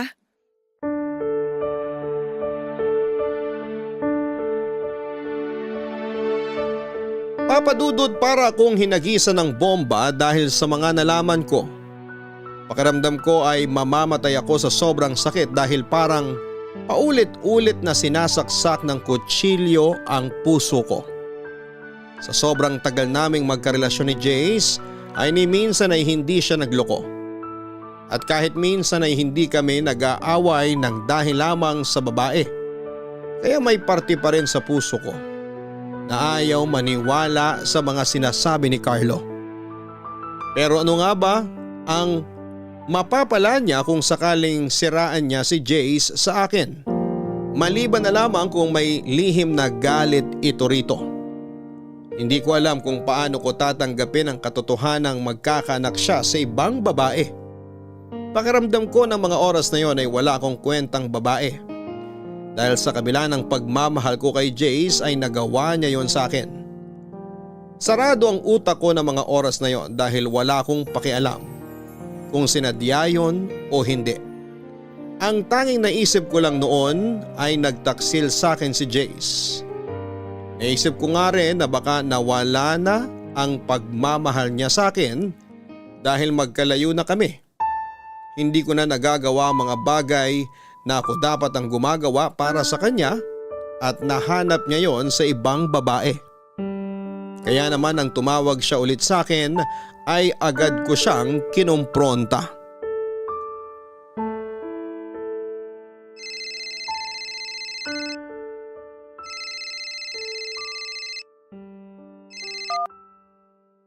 Hello? Napatawag ka? Hi love, pasensya na kung ngayon lang ako nakatawag ulit. Sobrang dami lang talagang ginagawa sa factory. Lagi pa ako nag-overtime. Ayos lang. Galit ka ba sa akin? Hindi. May dapat ba akong ikagalit? Oo, kasi matagal akong di nakatawag sa'yo. Alam ko naman na busy ka. Sorry talaga love. Namiss kita ng sobra. Kamusta ka na? Ayos lang, buhay pa. Bakit parang galit ka sa akin? Sorry talaga love kung ngayon lang ako nakatawag. Sorry din kung lagi akong lutang pag magkausap tayo. Sobrang dami ko lang talagang iniisip. Kung ano man yung iniisip mo, wala akong pakialam. Love naman. Sorry na. Babawi ako sa'yo, promise. Tuloy na uwi ko. Mapapakasalan na kita. Uuwi ka? Paano yung nabuntis mo dyan? Saan mo naman ako yung kalokohang yan? Alam mo loyal ako sa'yo. Kung magloloko ako, di sana noon ko pa ginawa. Alam mo naman kung gaano kita kamahal. Hindi ko alam kung anong klaseng pagmamahal yung sinasabi mo. Teka nga, sino nagchismis sa'yo niyan? Alam mong hindi kita kaya ipagpalit sa iba. Mahal na mahal kita, Berlin. Pwede ba, Jace? Huwag na tayong maglokohan. May nagsumbong na sa akin kaya huwag ka nang magsinungaling. Magsabi ka na lang ng totoo kaysa paikot-ikot lang tayo dito. Hindi ako tanga, alam mo yan. Okay, magsasabi na ako. Pero please, huwag mo isiping niloloko kita. Na may iba akong babae. Nag-iisa ka lang na babaeng mamahalin ko at iharap sa altar. Sobrang mahal na mahal kita. Tayo kung mawala ka sa akin. Nakagawa ka na ng bagay na ikasisira natin, Jace. Painggan mo muna ako, love. Hindi ko sinasadya yung nangyari. Isinusumpa akong nangyari yun. Sising-sisi ako at galit na galit sa sarili ko dahil hindi ko alam kung ano pang mukhang iharap ko sa'yo pagkatapos na nangyari. Pero ngayon, umaasa ako na sana mapatawad mo ako. Promise, hindi ko sinasadya. Hindi ko gusto yung nangyari. Pare-pareho kaming lasing nun at hindi ko na alam ang ginagawa ko. Hindi alam ang ginagawa? Kahit lasing ka, alam mo pa rin ang nangyayari sa paligid mo. Hindi totoo yung lasing ka kaya hindi mo alam ang ginagawa mo. Palusot lang yan ng mga taong manloloko. Hindi kita niloko, Berlin. Hindi ko ginusto yung nangyari. Sana hindi ka na lang nakipag-inuman para hindi ka umabot sa ganun, di ba? Hindi ka naman pala inom Bakit sumama ka sa kanila? Kasi nakikisama ako sa kanila. Nasobrahan ka naman yata sa pakikisama, Jace. Hindi ko naman alam na aabot sa ganun. Ang alam ko, simpleng inuman lang yun. Alam mo bang ang daming namamatay sa maling akala? Gusto mong dumagdag? Alam mo, Berlin, walang patutunguhan tong usapan natin. Paulit-ulit lang Hindi rin tayo nagkakaintindihan. Sinabi ko na nga hindi ko ginusto yung nangyari. Oh, ngayon ikaw pa ang galit? Ang galing mo naman. Ako na nga itong niloko. Ako pa yung kailangan mag-adjust sa katangahan at kakatihang ginawa mo. Pinaliwanag ko na sa'yo kung ano ba talaga nangyari. Pero parang hindi mo naman naiintindihan. Ah, talaga? Ako pa talaga hindi makaintindi? Kung ikaw kaya ang nasa posisyon ko, ano kayang mararamdaman mo, ha? O ano? Bakit hindi ka makasagot? Sa ibang araw na tayo mag-usap. Kapag hindi na mainit ang ulo natin pareho.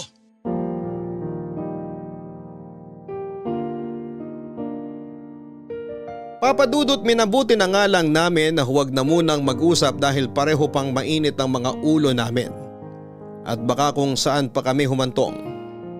Hindi ko alam noon kung paano tatanggapin lahat ng mga nalaman ko o lalo na kay Jace na mismo nang galing ang mga salitang hindi ko nais marinig o mas tamang sabihin na kinakatakutan kong marinig. Hindi ko alam kung paano at bakit kami humantong. Sa ganon na kung kailan marami na kaming pangarap at plano sa buhay ay saka pa kami susubukin ng matinding problema na hindi ko alam kung kaya ba naming solusyonan. Halos mamatay na nga ako sa sobrang sakit, Papa Dudut. Itinatanong ko sa sarili ko kung saan ako nagkamali o saan ako nagkulang dahil tila napakabigat naman yata ng problemang ibinato sa akin ng Diyos. Problemang parang hindi ko kayang pasanin at lutasin. Iniisip ko na sa dami ng plano at pangarap na binuo namin nang magkasama ay isang pagkakamali lang ang magiging sanhi ng pagkasira ng mga yon. At dahil nga sa pagtatalo naming yon, Papa Dudut, ay minabuti muna naming dumistansya ni Jace sa isa't isa. Lalo pa't hindi ko na rin alam kung ano nga ba ang sasabihin ko sa kanya. Alam na alam ko sa sarili ko na kapag nag-usap kami ay kung ano-ano na naman ang masasabi ko sa kanyang masasakit na kailanman ay hindi ko na mababawi. Oo nga at galit ako sa kanya pero naroon pa rin ang respeto ko sa kanya bilang tao. Naisip ko lang na isang pagkakamali lang yung nagawa niya. Pero hindi ko makuha sa sarili ko na tanggapin yon. Gayong alam kong hindi naman talaga niya sinasadya.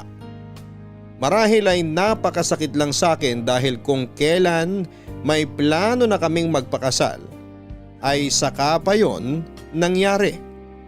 Na tila ba gustong hadlangan ng tadhana ang pagsasama namin. Sobrang litong-lito ako nung mga panahong yon. Hindi ko alam kung ano ang dapat kong gawin para maayos ang relasyon namin na hindi naman ako ang sumira. Pero sa kabila nga ng mga nalaman ko ay sinolo ko yon. Walang nakalam kahit sino sa pamilya ko o sa mga taong nakakakilala sa amin dahil ayaw kong masira ang imahe ni Jace sa kanila. Kahit papaano ay gusto kong itago ang kahihiyan dahil naisip ko na ang kahihiyan ni Jace ay kahihiyan ko na rin. Malaking insulto din yon sa akin kung sakali dahil sa tinagal-tagal nga naming magkasintahan ni Jace ay ni minsan ay hindi siya gumawa ng bagay na ikakasira namin.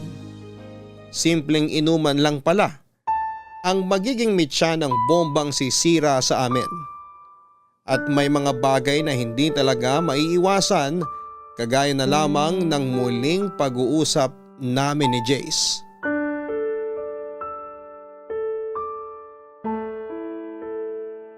Salamat naman at sinagot mo na ang tawag ko. Ano bang kailangan mo? Gusto ko makausap na maayos. Please, Berlin. Alam kong wala akong karapatang magdemand sa'yo pero sana naman. Huwag mo itapon na lang basta napakaraming taon na binuno natin. Ayaw mong mag-demand? Ano sa tingin mong ginagawa mo ngayon? Di ba nagde-demand ka? At talagang may gana ka pang gumanyan ha? Kung tutuusin, ikaw ang punot dulo ng lamat na to sa relasyon natin. Alam ko at pinagsisisihan ko yun. Kaya sana naman pakinggan mo ako. Hindi ko alam, Jace. Pakiramdam ko nanliliit ako sa nangyayaring to sa atin. Hindi ko alam kung paano ko titimbangin yung sitwasyon. Dahil sinadya mo man yun o hindi, nagkamali ka pa rin. At hindi lang simpleng pagkakamali ha. May batang involved dito, Jace. Alam kong napakalaki ng pagkakamali ko, Berlin. Pero sana naman tanggapin mo pa ako.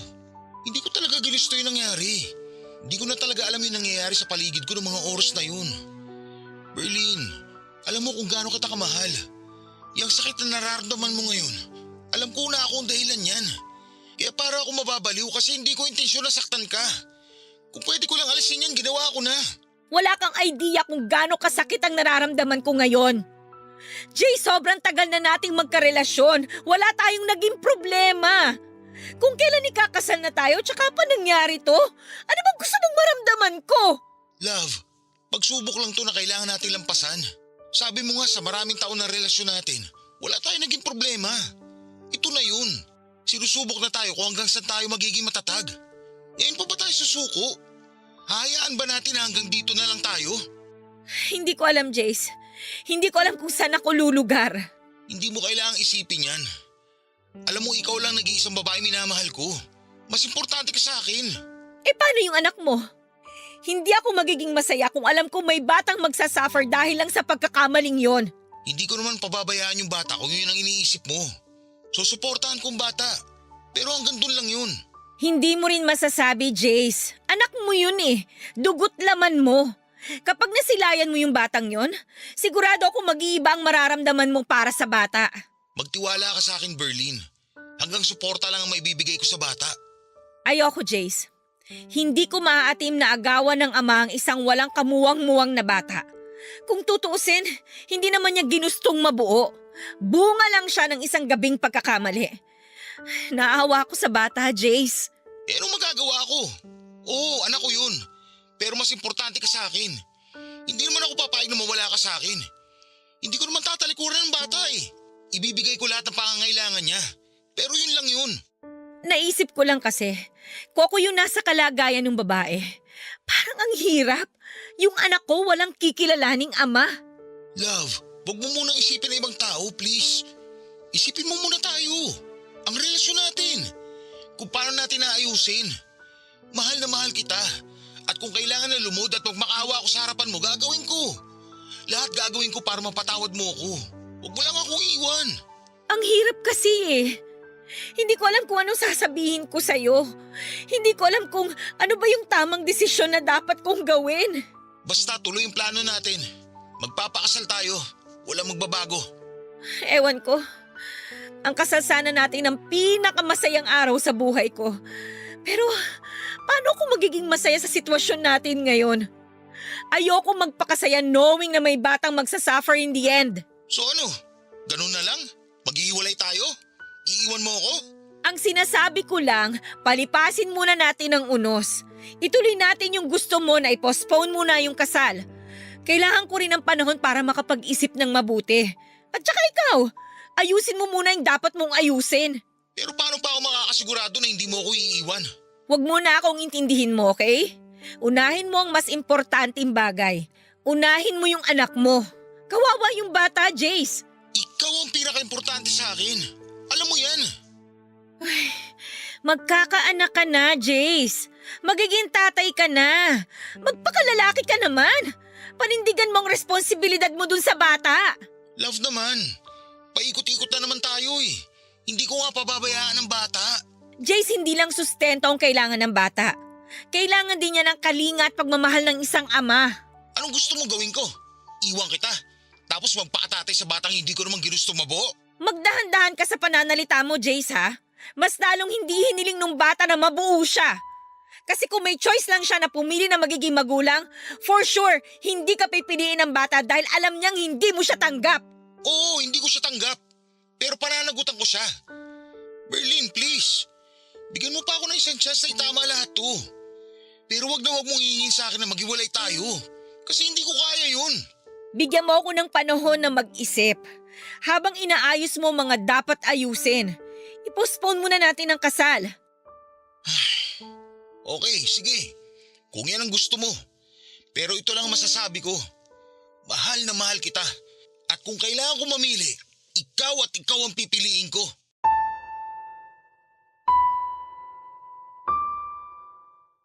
Papadudot nang sabihin sa akin yun ni Jace, ay hindi ko makapa sa puso ko ang saya. Dahil pakiramdam ko ay makasarili ang desisyon niyang yon, papadudot. Alam kong mahal niya ako pero mas matimbang ang dugot laman. Naisip ko rin na kung ako ang nasa sitwasyon ng babaeng nabuntis niya, ay baka hindi ko kayanin ang pagpapalaki sa bata ng mag-isa. At mas lalong ayaw ko na lumaki ang magiging anak ko na walang kikilalaning ama. Papadudot, minabuti ko nga na huwag na munang makipag-usap kay Jace para makapag-isip kaming pareho. Pero kung ako ang tatanungin, ay kung hihingin man ang pagkakataon ay handa akong palayain siya alang-alang sa bata. Tinis ko nga noon na hindi makipag-usap sa kanya kahit pa tawag siya ng tawag. Tiniis kong wag sagutin ang mga tawag niya dahil yon ang sa tingin kong tama. Naisip kong kapag hindi ako nagparamdam ay maiisip niya kung ano ang dapat niyang gawin. Pero sa totoo lang ay sobrang sakit sa akin ang mga nangyayari, lalo na ang isiping may kahati ako sa kanya. Halos 2 linggo nga na panay ang tawag niya sa akin na hindi ko naman sinasagot hanggang sa isang araw ay hindi na siya tumawag. Kaya naisip ko noon na marahil ay nakapag-desisyon na si Jace at pinili nito ang anak. Pero wala akong kamalay-malay na uuwi pala siya ng Pilipinas para personal akong makausap. Kailan ka pa dumating? Ngayon lang din. Dumiretso ka agad ako rito para makapag-usap tayo. Nagpahinga ka na muna sana bago ka pumunta rito. Hindi ko na kaya ipagpaliban pa to, Berlin. Para na ako mababaliw. Hindi mo sinasagot ang mga tawag ko. Sinabi ko naman sa'yo na kailangan nating makapag-isip pareho. Paano tayo makakapag-isip kung lagi din naman tayong mag-uusap? Hindi naman solusyon ang pagdistansya sa isa't isa. Kaya nga tayo mag-uusap para mas madali nating maayos ang problema natin. Ang problema dapat tinaharap, hindi tinatalikuran. Paano natin ito maayos kung ayaw mo naman makipag-usap? Ang dali lang para sa'yo na sabihin. Kasi hindi naman sa'yo nangyari eh. Oo, hindi sa akin nangyari. Pero naisip ko na rin yan na kung sa akin man mangyari to, tatanggapin pa rin kita ng buong buo. Nasasabi mo lang yan kasi wala ka sa totoong sitwasyon. Hindi ko lang nasasabi to. Tatanggapin talaga kita dahil mahal na mahal kita. Handa akong kalimutan ang mga pagkakamali mo, huwag ka lang mawala sa akin. Ganyan kita kamahal, Berlin. Saan naman bigyan mo ako ng pagkakataon na pagsisiyan ng gusto ang pagkakamali ko? Hayaan mo akong bumawi sa'yo. Hindi ko alam, Jace. Gulong-gulo talaga ako. Kaya nga ayoko muna makipag-usap sa'yo dahil hindi ko alam ang sasabihin ko sa'yo. Mahal mo pa ba ako? At bakit mo naman naitanong yan? Pakiramdam ko kasi wala ka ng pagmamahal sa akin kaya ka ganyang katigas. Naiinis na ako sa usapang to ha. Ba't parang kasalanan ko pa na hirap akong magpatawad? Sariwa pa sa akin ang lahat, Jace. Sorry, love. Sorry. Kahit ako, gulong-gulo din ako. Pero isa lang ang sigurado ako. Ayaw kitang mawala sa akin. O paano yung anak mo? Wala ka man lang bang maramdaman na gusto mong bigyan din ng pagmamahal ang anak mo? Love naman. Willing ako magbigay ng sustento sa kanya. Lahat ng pangangailangan niya ibibigay ko. Napag-usapan na natin to, di ba? O sige, sabihin na nating magsusustento ka.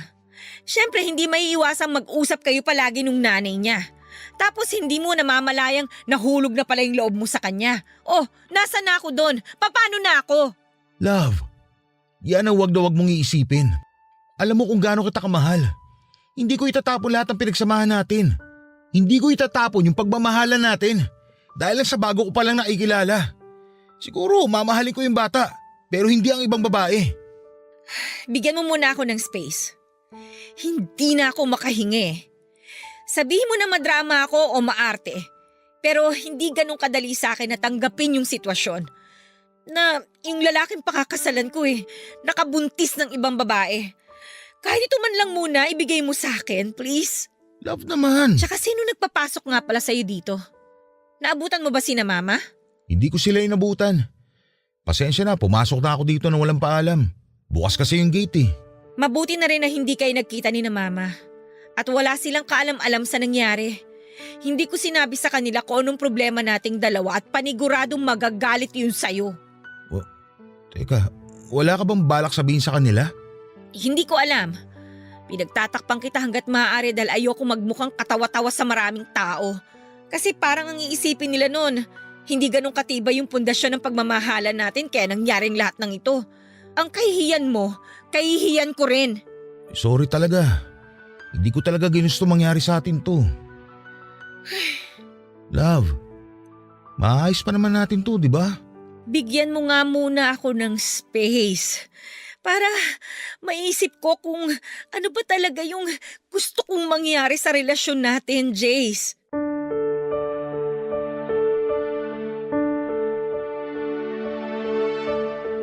Hindi na nga kumontra pa si Jace noon nang sabihin kong gusto ko muna ng space. Pero nagpaalam siya sa akin ng maayos at sinabing tawagan ko lamang siya. Anumang oras kapag nakapag-isip na ako o kaya naman ay sadyain ko siya mismo sa kanilang bahay dahil hindi na rin daw siya babalik ng Korea para magtrabaho. Maghahanap na lang daw siya ng ibang trabaho na malapit lang sa akin. Hindi na lamang ako kumibo noon, Papa Dudut, at hindi na rin ako nag-abalang ihatid pa siya hanggang sa may gate namin. at 1 linggo nga nang makabalik si Jace sa Pilipinas, ay tinawagan ko lahat ng reservations na pinabuko at kinansel ang mga yon. Naging padalos-dalos ako sa desisyon ko at naisip kong huwag na lamang talaga magpakasal sa kanya. Nawalan na nga rin ako ng ganang pumasok sa trabaho noon at wala akong ginawa kundi ang magmukmok sa kwarto ko, Papa Dudut. Nakakahalata na nga noon ang mga magulang ko pero pinili ko pa rin na magsinungaling sa kanila at pagtakpan si Jace. Hindi ko na nga maintindihan ang sarili ko ng mga oras na yon. Dahil hindi ko alam kung bakit pilit ko siyang pinagtatakpan, gayong mga magulang ko lang ang maaaring umintindi sa akin sa sitwasyong yon. At ang panusot ko na lamang sa kanila noon ay masama ang pakiramdam ko kaya hindi muna ako makakapasok.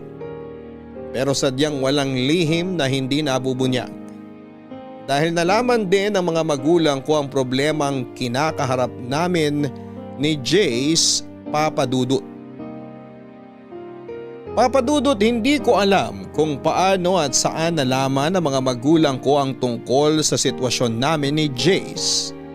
Pero isang bagay lang ang alam ko. Yon ay napakatindi ng galit nila kay Jace pero sinabi naman nila sa akin na sakto umano na nandun sila sa bahay nila Jace para sana maghatid ng mga deliver na baboy ay may babae umano doon. Nakausap nila Jace at nalaman nila ang babaeng yon ay nabuntis ni Jace habang nasa Korea. Sinabi pa ng mga magulang ko na gustong-gusto nilang saktan at pagalitan si Jace. Pero mas pinili na lamang nilang umalis at huwag nang mag-iskandalo. Agad ko naman silang tinanong kung naroon pa ang babaeng kausap ng mga magulang ni Jace. At sinabi nilang nandun pa dahil pinag-uusapan umano ng mga ito ang tungkol sa bata. Papa Dudut, wala nga akong inaksayang panahon at umalis ako ng bahay nang walang ligo at toothbrush dahil sa pagmamadali kong puntahan si Jace. Pero nang makarating ako doon, ay hindi ko na inabutan ang mga magulang ni Jace dahil may pinuntahan ang mga ito. Ang tanging nadatnang ko na lamang sa sala ay si Jace at ang babaeng sigurado kong nabuntis ni Jace.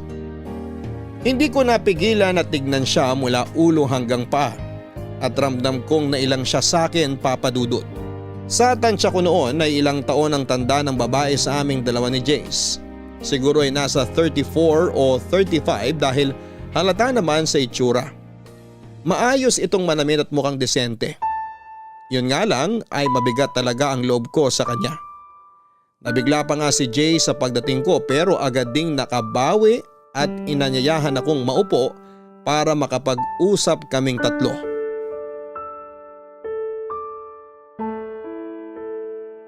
Love, halika, maupo ka muna. Mabuti at nandito ka para makapag-usap tayong tatlo na maayos. Siya ba yung nabuntis mo? Ay, siya nga. Mukhang mas matanda sa atin ah. Dalaga ba siya?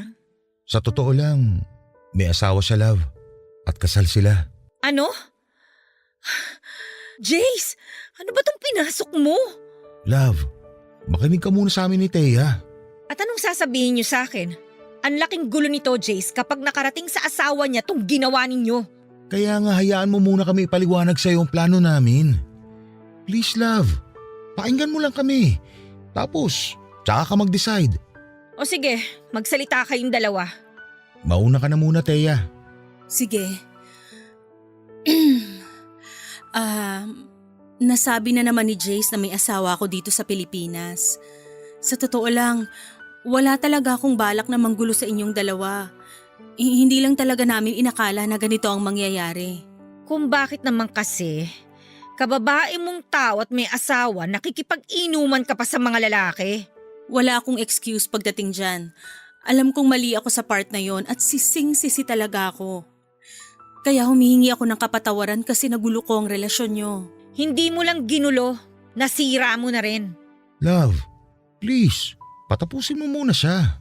Wala kayong karapatan na mag-demand sa akin kung kailan ako mananahimik at kung kailan ako pwede magsalita. Magsasalita ako kung gusto ko. Mananahimik ako kung gusto ko. Hayaan mo na, Jace. Humihingi uli ako ng tawad sa iyo, Berlin. Alam kong di madali para sa iyo magpatawad. Ayos lang sa akin kahit habang buhay mo na akong di patawarin. Huwag mo lang sanang idamay ang bata sa galit mo sa amin ni Jace. Hindi ba sinabi sa'yo ni Jace ang sinabi ko tungkol sa bata? Sinabi niya sa akin kaya medyo nabawasan ang pag-aalala ko kung sakaling ipapaubaya ko ang bata sa inyong dalawa. Ipapaubaya? Anong ibig mong sabihin? Nagpunta ako rito para ipaalam kay Jace ang bala ko pagkaluwal sa bata. Kaya nga sinabi ko may asawa ko. Mapapatay ako ng asawa ko kapag nalaman niyang nabuntis ako ng ibang lalaki. Gusto ko lang sana na hanggat hindi ko pa naluluwal yung bata, suportahan ako ni Jace mula sa pagbubuntis hanggang sa tuluyan na akong manganak. At kung pwede, dito muna ako hanggat hindi pa ako nakakapanganak. Ano? Dito ka titira? Sa bahay ni Jace? Oo sana. Habang hindi pa ako nakakapanganak, di kasi ko pwedeng umuwi sa amin ng ganito. Wow! Anong akala mo sa akin, tanga? Sa tingin mo maniniwala ako sa'yo? Napanood ko na sa mga palabas yan. Hindi ko inaasahang maniniwala ka sa akin. Kung gusto mo, dito ka na muna para mabantayin mo mga kilos namin ni Jace. Kahit dito na lang ako sa sala matulog, ayos lang sa akin. Hanggang sa makapanganak lang ako. At pumayag ka sa gusto niya, Jace? Actually, hindi lang naman ako, love. Pati sina mama at papa. Nag-decide kayong lahat ng hindi pinapaalam sa akin? Wala man lang humingi ng opinion ko? Love, hindi. Biglaan lang din kasi. Hindi ko naman alam na darating si Thea eh. Eh di sana'y pinatawag mo muna ako, di ba? Kaya nga nag-uusap tayong tatlo ngayon, di ba? Eh para saan pa't nag-uusap tayo kung nakapag-decide na naman kayong lahat? Ano pang silbi ko dito? Love, please. Pumirmi ka muna, pwede? Inaayos nga natin ngayon ang dapat ayusin. Kaya please naman, maging mature tayo sa sitwasyon na to. So? Matured ka na niyan? Kasi nakapag-desisyon kang hindi hinihingi yung opinion ko? Ganun ba yon? Hindi. Kaya nga tayo nandito ngayon para solusyonan ang problemang to. Sinabi mo sa akin na ayusin ko to, di ba? Ito na nga. Inaayos ko na. Huwag na kayong magtalo. Hahanap na lang ako ng apartment na pwede kong tuluyan hanggang sa makapanganak ako. Pangit nga namang tingnan kung dito ako sisiksik. O tapos, si Jason magbabayad ng upa sa apartment mo. Oo, ganun na lang ang gagawin namin. Para hindi ka na rin nag-iisip ng kung ano-ano dyan. Kasalanan ko ba kung bakit ako nag-iisip ng kung anong-ano? Sige na, ihanap ko na lang siya ng apartment. Hindi na, Jace. Ako na lang. Sobrang abala na yung naidulot ko sa'yo at sa girlfriend mo. Ako na lang ang maghahanap ng tutuluyan ko. Basta wag mo lang kalimutan ng suporta sa bata hanggang sa masilang ko siya. May sinabi ba akong umalis ka? Walang aalis! Kung nakapag-decide na pala sila na dito ka muna tumira, edi go! Baka mamaya mapahamak ka pa sa kahahanap mo ng apartment mo, kasalanan ko pa. O bakit ganyan kayo makatingin sa akin? Hindi pa naman ako ganun kasama para hindi isipin ang kapakanan ng bata, no? Oo, galit ako sa inyong dalawa, pero labas doon ang bata. Sigurado ka ba? Oo, pero alamin mo kung saan ka lulugar. Huwag niyong abusuhin ang kabaitan ko. Maraming salamat, Berlin. Pangako, masilang ko lang tong bata. Ipapaubaya ko na siya sa inyong dalawa ni Jace at hindi niyo na ako makikita kahit kailan.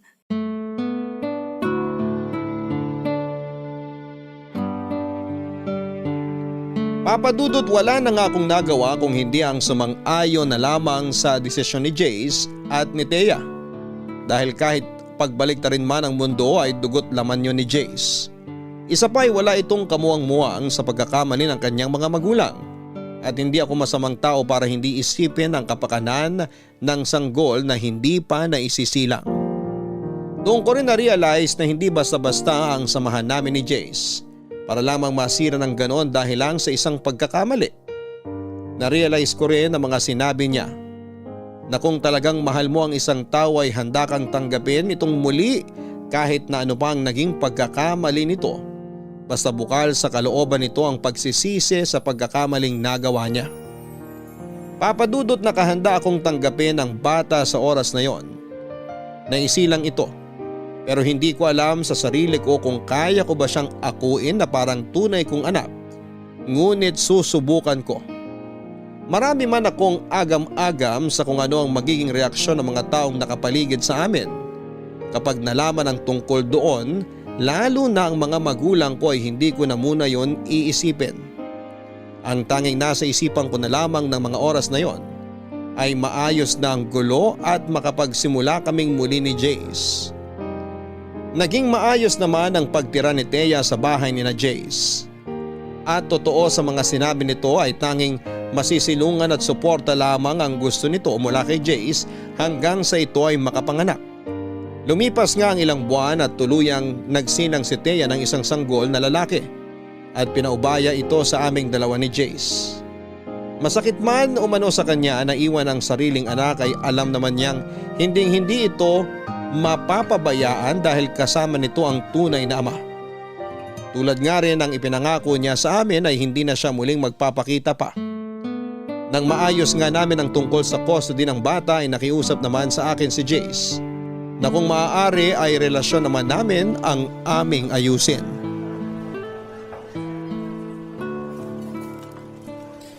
Love, Akala ko ba pupunta tayo sa mall para mamili ng mga gamit ni Baby Liam? kumain muna tayo.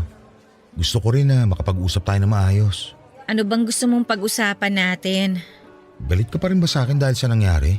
Sa totoo lang, hindi ko naman kaagad makakalimutan yung mga nangyari, Jace. Nagre-recover pa rin ako hanggang ngayon. Paulit-ulit akong hihingi ng kapatawaran kung kinakailangan. Pero sana matanggap mo ng buong bata ang anak ko. Napag-usapan na natin to, di ba? Oo, hindi madali pero susubukan ko. Dahil wala namang kasalanan yung bata sa lahat ng nangyari eh. Salamat. Pero sana tuloy pa rin ang pagpapakasal mo sa akin. Alam ko mahirap ang hinihiling ko, pero mahal na mahal kita eh. Alam ng Diyos na ikaw lang nag-iisang babaeng minahal ko bukod sa nanay ko. Sobrang mahal na mahal kita kaya handa akong tanggapin kung magagalit ka sa akin. Sumbatan mo ako. Huwag mo lang akong iwan. Kilala mo ako, Jace. Kahit kailan hindi kita natiis. Siguro nasaktan mo ko pero na-realize ko na mas nangingibabaw yung pagmamahal ko sa'yo kaysa sa galit ko. Mas natatakot ako na mawala ka sa akin. Siguro nga tama ka na ito na yung pagsubok na binigay sa atin ng Diyos. Hindi niya tayo bibigyan ng pagsubok na hindi natin kakayanin. Daraanan lang natin ang pagsubok na to. At sisiguraduhin natin hindi na natin to babalikan. Tama. Hindi kita mamadaliin na patawarin ako. Magalit ka sa akin kahit gaano pa katagal. Tatanggapin ko. Sa totoo lang napatawad na kita. Pero hindi mo pa rin may aalis sa akin yung pangamba ko sa kung ano yung mangyayari ngayon na dumating na sa buhay mo si Liam. Wala namang magbabago, love. Dadagdagan lang tayo ng bagong miyembro ng pamilya. Ikaw na magiging nanay niya. Sa tingin mo ba magiging mabuting ina ako sa kanya? Oo naman.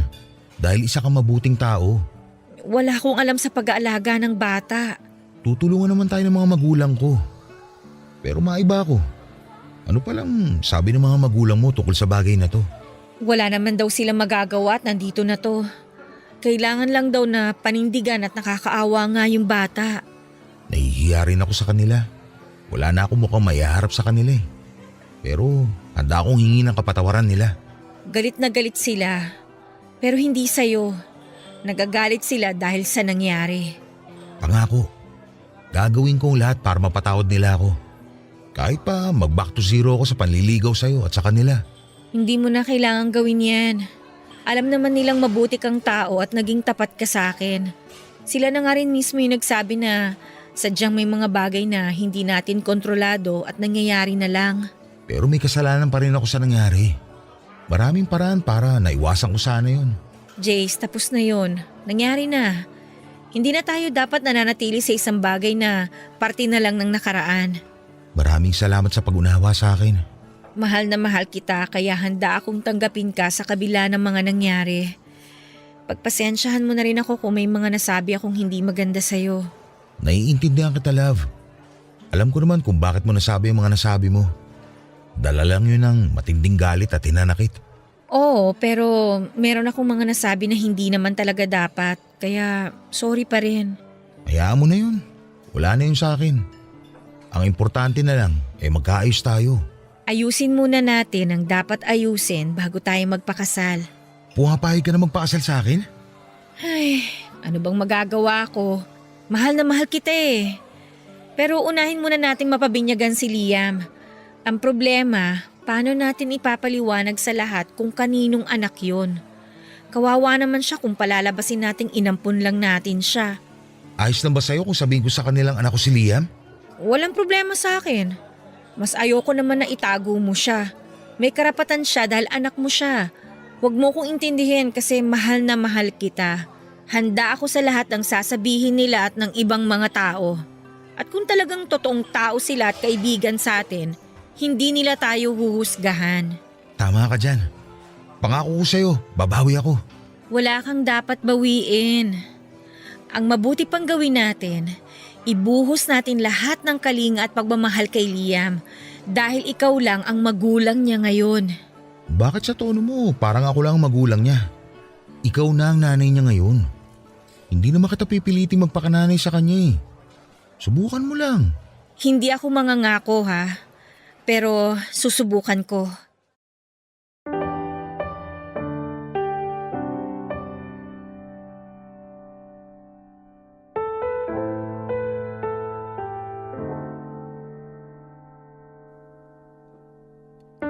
Papadudot, pinabinyagan nga namin si Baby Liam at pinaalam sa lahat ng mga kakilala na tunay na anak yun ni Jace. At halos lahat sila ay bumilib sa ginawa ko. Napakabihira lang daw kasi ang kagaya ko na handang tanggapin ang bunga ng pagkakamali ng taong minamahal. Sa totoo lang ay nahirapan din ako na tanggapin ang lahat pero na-realize ko na hindi talaga yon ginusto ni Jace.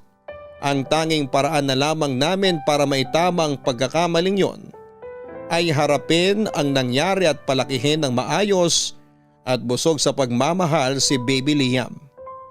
Sinabi pa nga nila na isipin lang namin na blessing in disguise si Liam.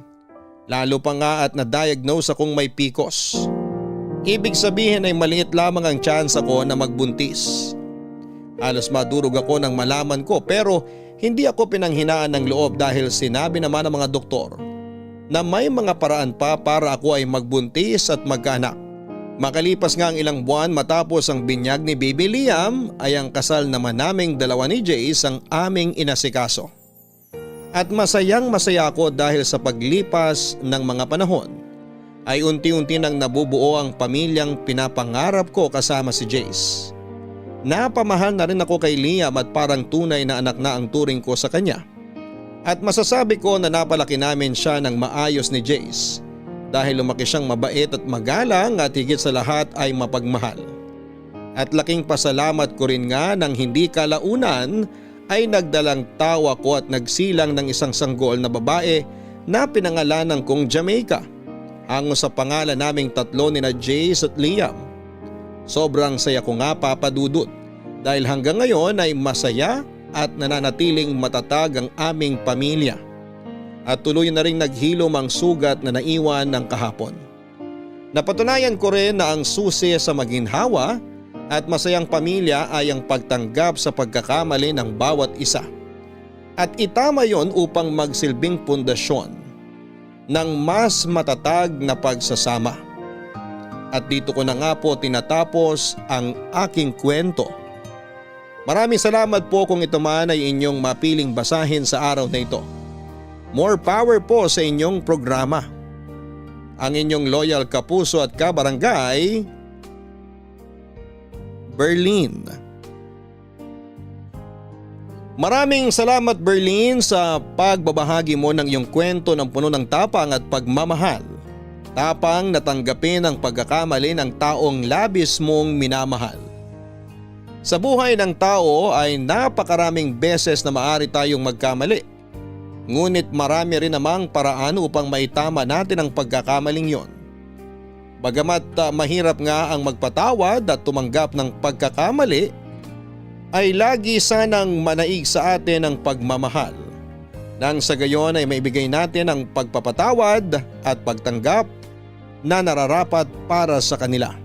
Hanggang sa muli, ako po ang inyong si Papa Dudut sa mga kwento ng pag-ibig, buhay at pag-asa sa Barangay Love Stories number 1. Sabay-sabay nating pakinggan ang iyong kwento ng pag-ibig, buhay at pag-asa. Ipadala lang sa barangaylovestories@yahoo.com. Nagustuhan ng iyong napakinggan? Ituloy yan via live stream sa www.gmanetwork.com/radio. Barangay Love Stories.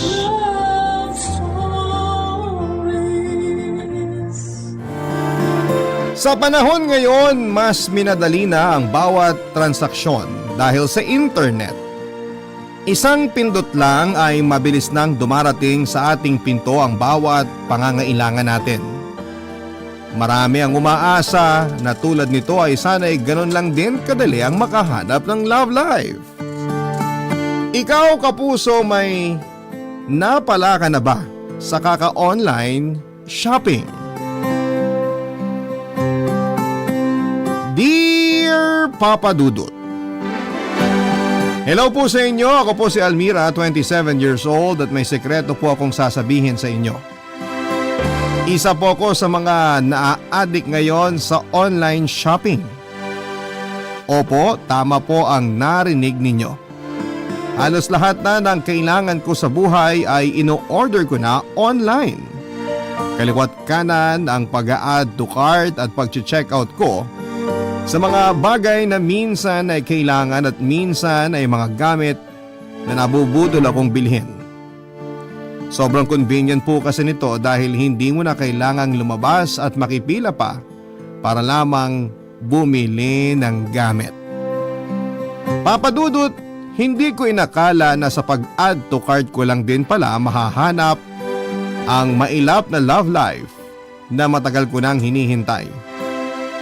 Bago ko po simulan ang kwento ko sa inyo ay babahagi ko muna ang buhay ko.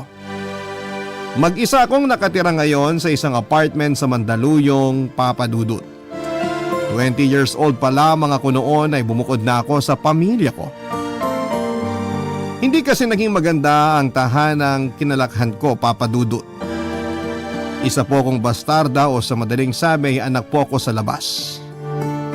10 years old lamang ako noong makulong ang nanay ko matapos mag-amok dahil lulong sa droga. At dahil wala nang ibang mag-aalaga sa akin ay kinupkup ako ng tatay ko at dinala sa bubong kasama ang totoo nitong pamilya.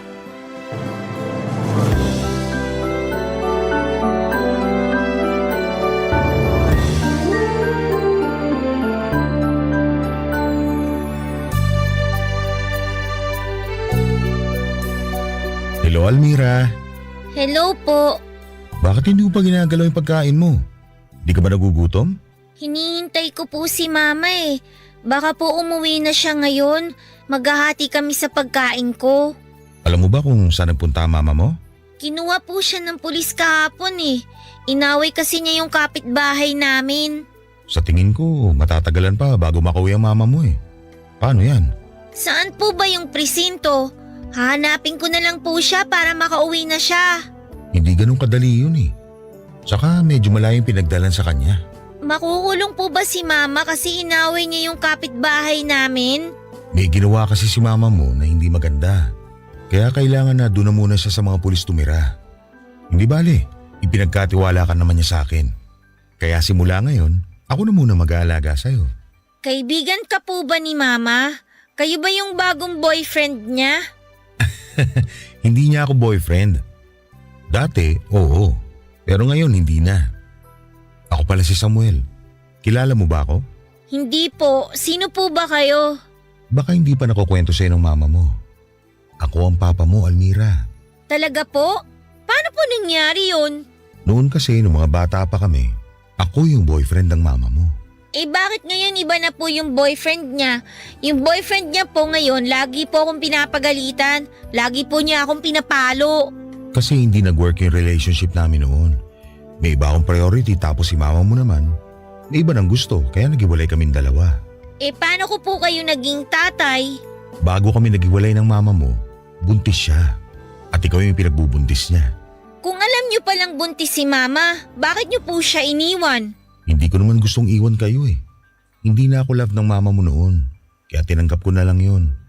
Nung ipinanganak ka, ayaw niya ako ipakilala sa'yo hanggang sa Nakahanap na ako ng ibang babae na pinakasalan ko.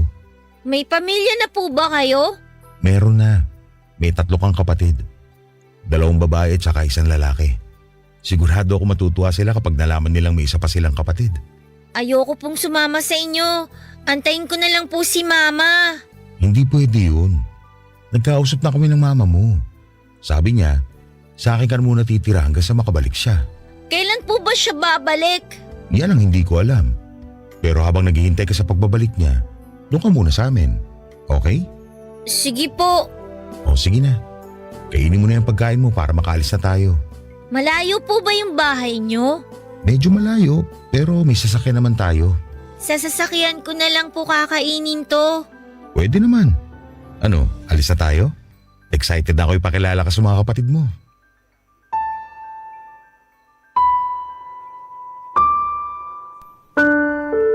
Papa Dudut, hindi na po bumalik si Mama simula ng araw na yon. Doon na po ako tumira sa pamilya ni Papa kasama ang bago kong pamilya. Kumpara sa dati naming bahay na pinagtagpi-tagping plywood at yero ay maganda at maayos ang bahay nila Papa.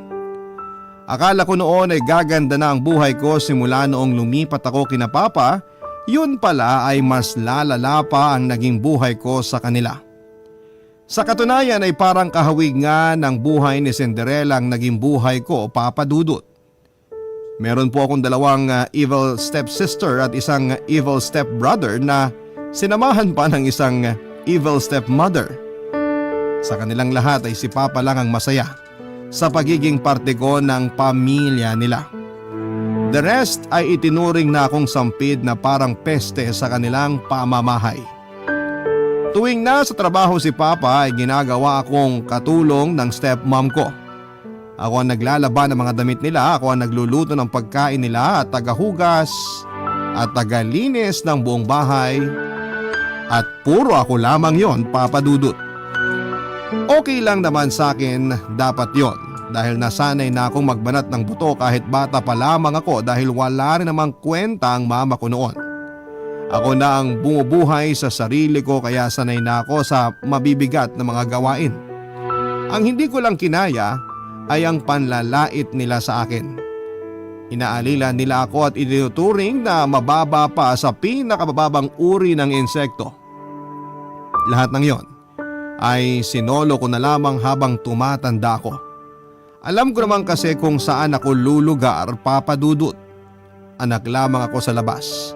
At wala akong karapatang magreklamo dahil nakikitira lamang ako sa kanila. Ayoko na sa aking magsimula ang gulo dahil mabait ang tatay ko at ayokong sirain ang pamilya niya. Kaya naman sa pagtanda ko ay sinanay ko na ang sarili ko sa pang-aalipusta sa akin ng step family ko, Papa Dudut.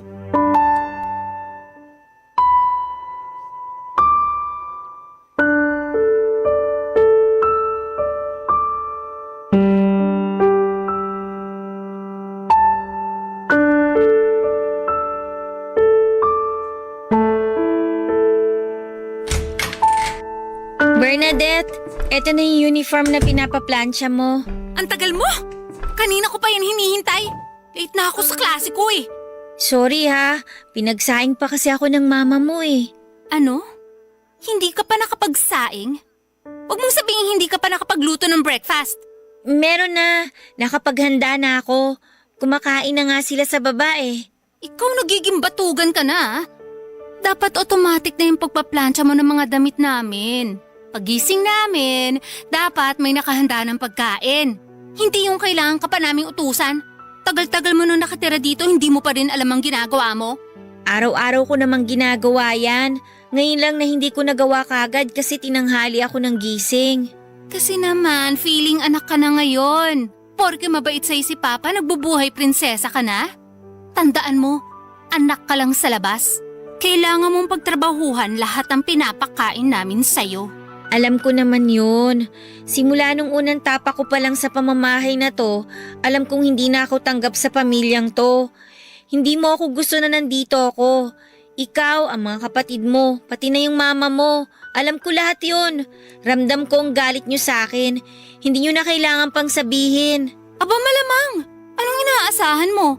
Tanggapin ka namin with open arms? Sinong tanga naman na magkakagusto makasama sa iisang bubong ang kapatid nila sa labas? Bakit ba galit na galit kayo sa akin? Hindi ko naman ginusto maging anak sa labas Hindi ko naman pinilit ang sarili ko na tumira dito. Si Papa yung kumupkup sa akin. Siya yung nagdesisyon na kunin at alagaan ako. Alam mo kung bakit galit na galit kami magkakapatid sa'yo? Kasi ikaw ang dahilan kung bakit hindi na katulad ng dati ang pagsasama nila Mama at Papa. Simula nung dumating ka rito, hindi na maganda ang relasyon nila. Lahat ng yun, kasalanan mo. Para kang anay na nagsusumiksik sa buhay namin at unti-unting sinisira ang pamilya namin. Huwag mong ipasa sa akin ang mga kakulangan ng nanay mo. Sa totoo lang, kung ako si Papa, mawawalan din ako ng gana sa nanay mo. Biruin mo, hindi na nga siya marunong magluto. Pati panty niya, ako pa naglalaba. Hindi na ako magtataka kung ba't ganyan ang kinalabasan ninyo. Wala ring kwenta. Anong sabi mo? Gusto mo ulitin ko? Wala kayong... Ikaw ang walang kwenta! Walang saysay ang buhay mo tulad ng nanay mong drug addict! Bawiin mong sinabi mo! Huwag mong madamay-damay ang mama ko dito! At bakit hindi? Totoo naman na addict ang nanay mo eh. Hindi ba na-extend pa ang bakasyon niya sa kulungan? Kasi pati doon nagpupuslit siya ng drugs? Wala kang karapatang husgahan ng mama ko dahil hindi mo siya kilala! Wala akong time kilalanin ng mga taong basura tulad niyong mag-ina. Sumusobra ka na Huwag mong hintayin maubos ang pasensya ko sa'yo! Bakit? Anong gagawin mo? Lalaban ka? Wala kang laban sa akin! Anong wala? Kaya kitang ingudngud sa simento! Nagtitimpi lang ako! Sige, gawin mo! Ilabas mo ang totoo mong ugali, hampas lupa! Talagang ayaw mong tumigil, ha?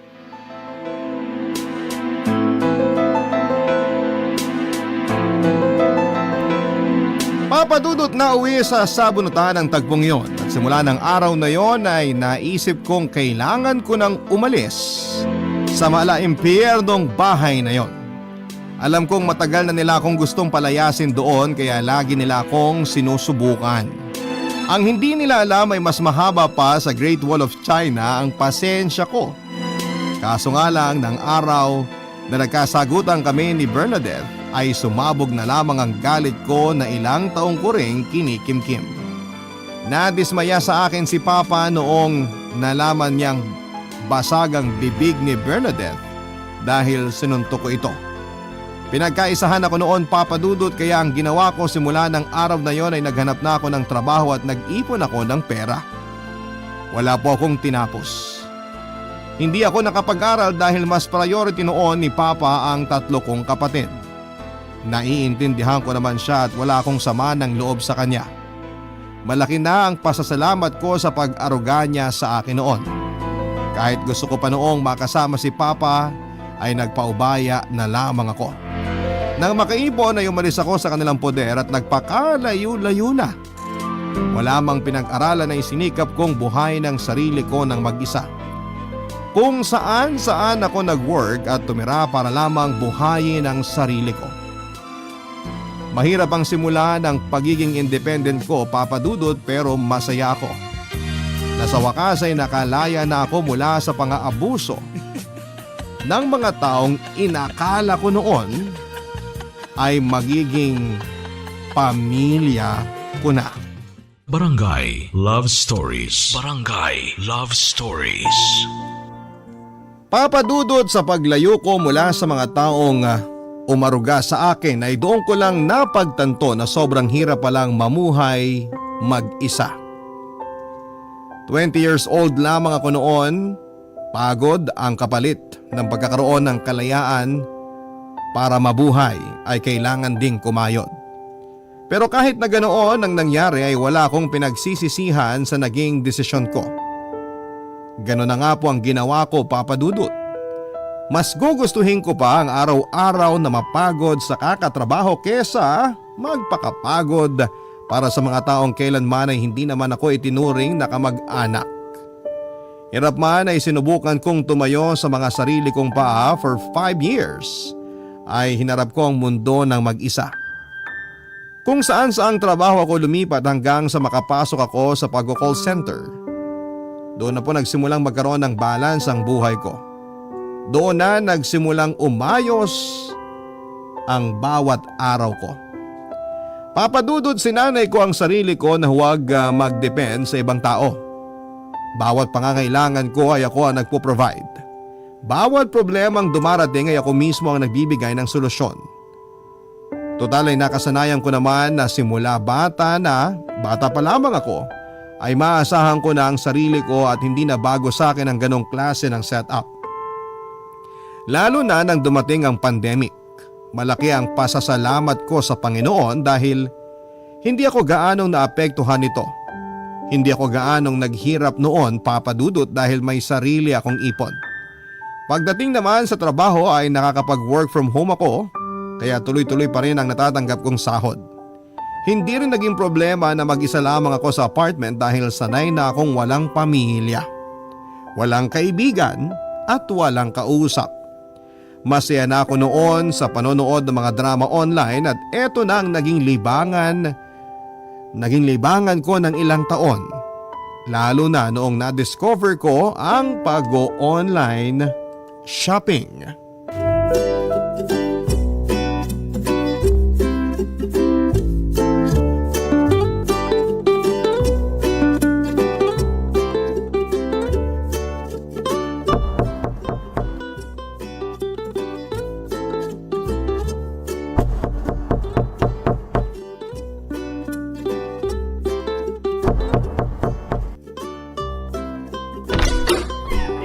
Sorry kuya ha, naka-headset kasi ako hindi ko narinig yung katok nyo.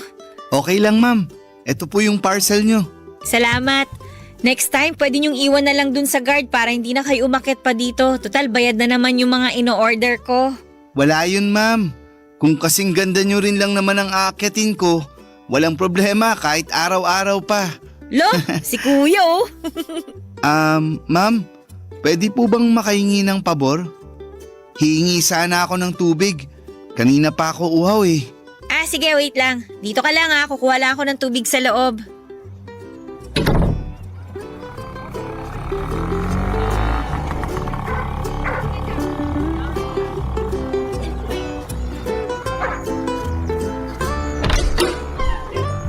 Heto tubig. Pasensya na hindi malamig ha. Kalalagay ko lang kasi sa ref Okay lang po. Salamat po. Mukhang napagod ka sa pagdi-deliver Opo hindi ko kinaya ang init. Pangatlong araw ko pa lang kasi sa trabaho kaya naninibago pa lang ako. Bago ka lang? Kaya naman pala. Ano nangyari kay Kuya Ramon?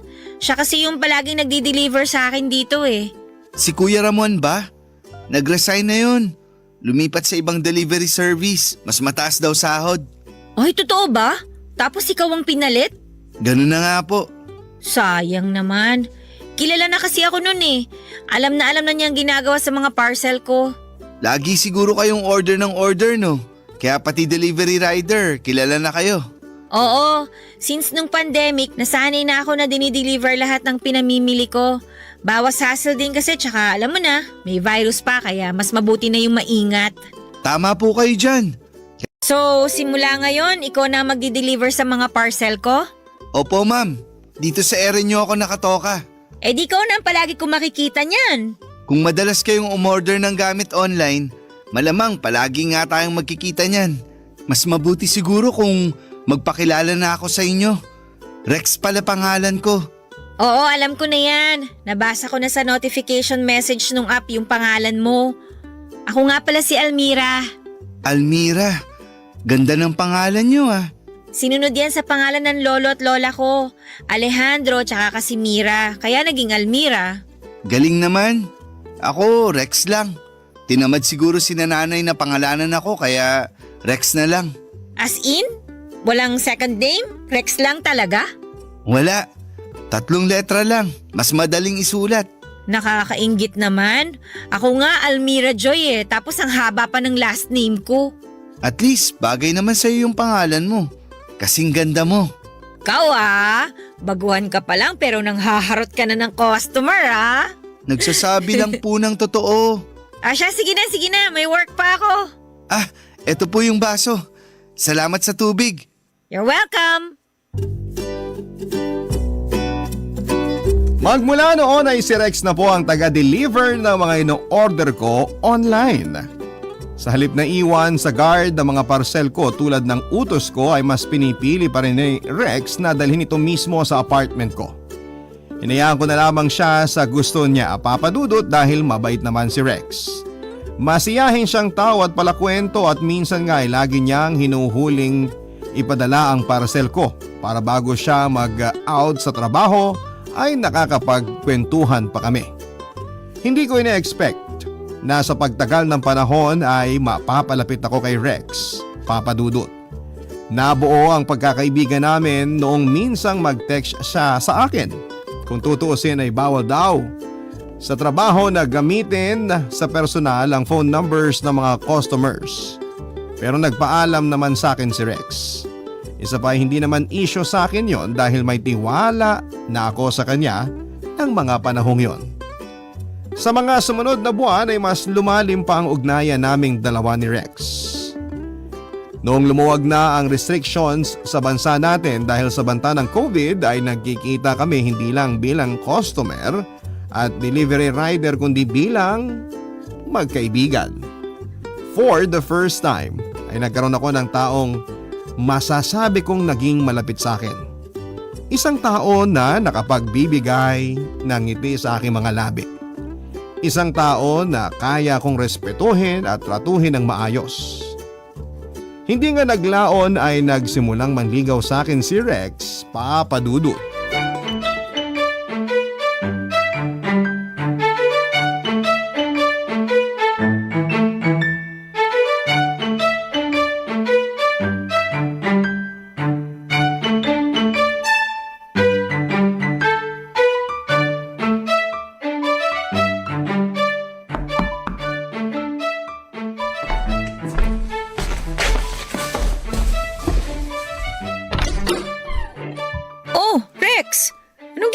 mo dito? Teka, may parcel ba ako? Parang wala naman ako in-order ah. Wala, pero may nagpadala ng regalo para sa'yo. Ha? Halika, pasok ka. Upo ka muna.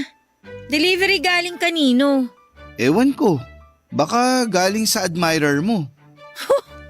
Sino naman? Eto, check mo. Naka-paper bag pa talaga ah. Ano bang meron ngayon? Tingnan mo, sa sobrang kabisihan mo, hindi mo na alam kung anong kaganapan ngayon. Bakit? May ganap ba? Valentine's Day kaya ngayon. Talaga ba? Hindi ako aware ah. Wala naman kasi akong love life eh. Oh, check mo na kung kanino galing yan. Ano ba naman ito? Chocolate tsaka plastic rose? Galing sa'yo? Sa akin ba? Ano bang nakalagay dyan? Rex, galing nga sa'yo. Happy Valentine's Day. Hala, thank you ah. Pasensya na sa plastic na bulaklak. Ang mahal ng bouquet ngayon eh. Hindi pasok sa budget. Okay lang. Ngayon lang ako nakatanggap ng ganito. Thank you ah. Walang anuman. Alam mo naman na siguro kung anong ibig sabihin yan. Ang alin? Chocolates and flower? Ano ba ibig sabihin nun? Almira, gusto sana kitang ligawan. Kaya kita binigyan ng regalo ngayong Valentine's Day kasi gusto kong malaman mo ang nararamdaman ko para sa'yo. Gusto kita. Ako talaga? Bakit ako? Bakit naman hindi? Napakabait mong tao. Masaya ako tuwing magkasama tayo. Tuwing nag-uusap tayo. Gusto kitang ligawan, Almira. Hala! Ano ba? Ganito kasi Rex. Parang parang hindi pa ako ready magkaroon ng boyfriend sa ngayon eh. Ipinapaalam ko lang naman sa'yo kung ano yung nararamdaman ko eh. At kung ano ang plano kong gawin. Kung hindi ka pa ready ngayon, kaya ko namang maghintay. Love is patient, sabi nga nila, di ba? Salamat. Hindi pa talaga ako sanay sa ganito eh. Lumaki ako na palaging mag-isa lang, yung walang kasama sa buhay. First time lang na magkaroon ako ng kaibigang katulad mo. Sobrang laking adjustment yun para sa akin, kaya yung relationship na gusto mo mangyari ngayon, baka hindi ko pa maibigay. Naiintindihan ko naman. Hindi kita minamadali. Basta ang hiling ko lang, hayaan mong ligawan kita. Kung ayaw mo, sabihin mo lang sa akin. Hindi naman sa ayaw ko. Gusto ko lang na kilalanin pa natin ng isa't isa ng mas malalim pa. Kung okay lang sa'yo. Okay na okay. At least hindi ako nabasted. Ibig sabihin, may chance pa ako. Ikaw talaga? Halika na nga, tikman na natin itong binili mong chocolate. Huwag kang masyadong mag-expect ha. Mumurain lang yan. Chocolate is chocolate, no? Sandali lang ha, may soft drinks pa yata ako sa ref. Diyan ka lang, maghahanda ako na makakain natin. Sige, dito lang ako. Maghihintay. Almost a year na noon simula nang magkakilala kami ni Rex bago niya ako sinimulang ligawan. Kaya alam na alam ko na ang ugali niya, Papa Dudut. Ganon pa man ay hindi pa rin ako nagpadalos-dalos. Umabot pa noon ng ilang buwan ang panliligaw niya sa akin bago ko siya tuluyang sinagot. Aaminin ko na medyo nahirapan akong papasukin sa buhay ko si Rex dahil nasanay na ako na maging loner. Mula bata hanggang sa pagtanda ay mag-isa lamang ako. Kaya ang pagdating ni Rex sa buhay ko ay bago lamang para sa akin. Papadudot lahat kasi ng taong dumarating sa buhay ko ay hindi ako binigyan ng magandang trato. Nauna na ang mama ko na pinabayaan lamang ako kapalit ng ipinagbabawal na gamot. Sumunod naman ang papa ko at ang pamilya niya na inalila naman ako mula pagkabata. Kaya nga mas ginusto ko na lamang maging mapag-isa para wala ng problema. Kaso nga lang nagbago ang tingin ko sa mundo sa pagdating ni Rex. Dahil sa kanya ay unti-unti kong binuksan ang buhay ko sa ibang tao. Pinapasok ko siya sa puso ko dahil sa mga taong pinagsamahan namin. Napatunayan kong totoo at tunay ang pagmamahal niya sa akin, Papa Dudut. Handa na ako noon na sagutin si Rex, Papa Dudut. Para sa akin ay sapat na ang mga ipinakita niya para masabi kong legit ang intention niya para sa akin. Pero yun nga lang, Papa Dudut, sa araw kung kailan ay sasagutin ko na sana si Rex, ay saka ko naman na lamang si Rex pala ay may lihim sa akin. Na siya pala ay may sarili ng pamilya. Barangay Love Stories. Barangay Love Stories. Papadudot ng araw na yon ay may nakaschedule kaming dinner date ni Rex. Doon ko sana siya planong sagutin kaso nga lang ay isang bagay ang nalaman ko tungkol sa kanya bago pa man ito mangyari. Umaga ng araw na yon ay pinatawag ako sa opisina. Bago pumunta ay naisipan kong daanan na lamang sa warehouse ng courier ang parcel na ilang araw ko nang hinihintay. Total ay malapit lamang ito sa office namin. Pagkarating ko doon ay naabutan ko si Rex na may kausap na babae. Nung una ay natuwa pa nga akong makita siya. Saktong lalapitan ko na sana silang dalawa nang bigla na lamang yakapin ni Rex ang babae. Nagulat ako sa mga nakita ko, Papa Dudut, dahil never kong inimagine na may ibang babaeng niyayakap ang taong mahal ko. Natigilan ako habang pinagmamasdan ng dalawa. Saka ko na lamang dinapansin na may dalawa palang bata sa tabi niya. Kung tama ang tansya ko ay nasa edad 10 pababa ang mga bata. Pagkatapos yakapin ang babae bago umalis ang babae ay nag-abot pa sa kanya si Rex ng pera.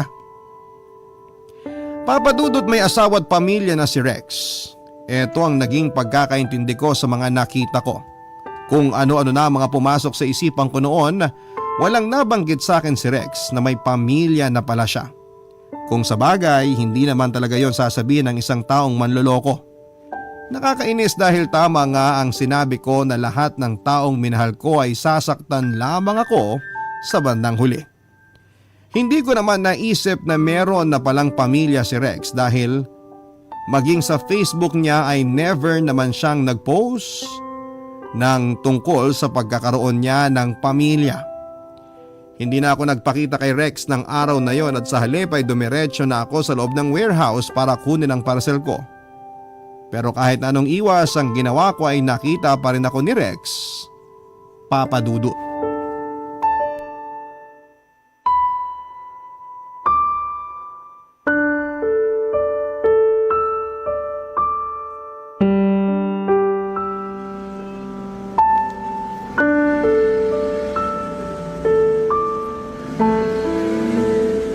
Almira?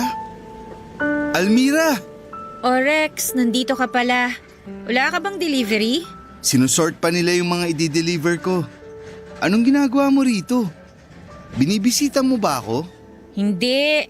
Kukunin ko lang yung parcel na ilang araw nang hindi na di-deliver. Ganun ba? Huwag kang mag-alala. Ako na maghahanap. Dadaling ko na lang mamayang gabi sa date natin. Wag na, hinahanap na nila yung parcel ko. Okay.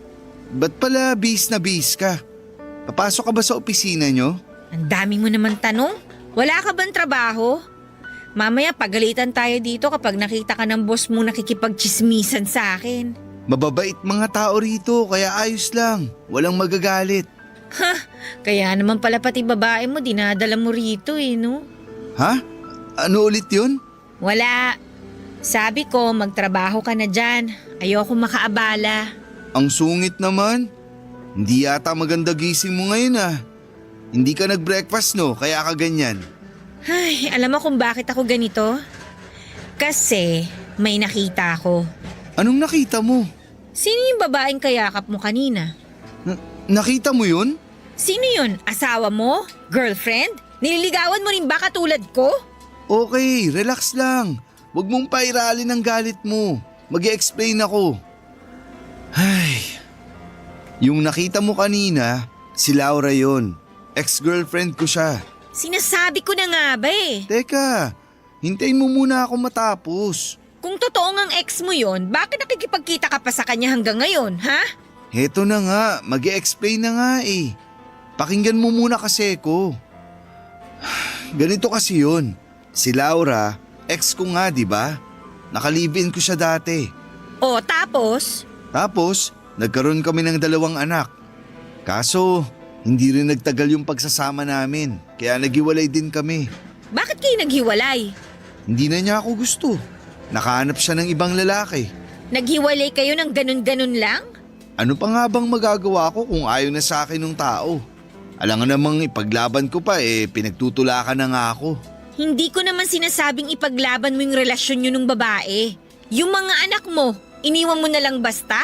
Hindi ko naman kayang buhayin yung mga bata, lalo na't musmus pa sila. Dumidede pa nga sila nun. Hindi naman pwedeng ilayo ko sila sa nanay nila.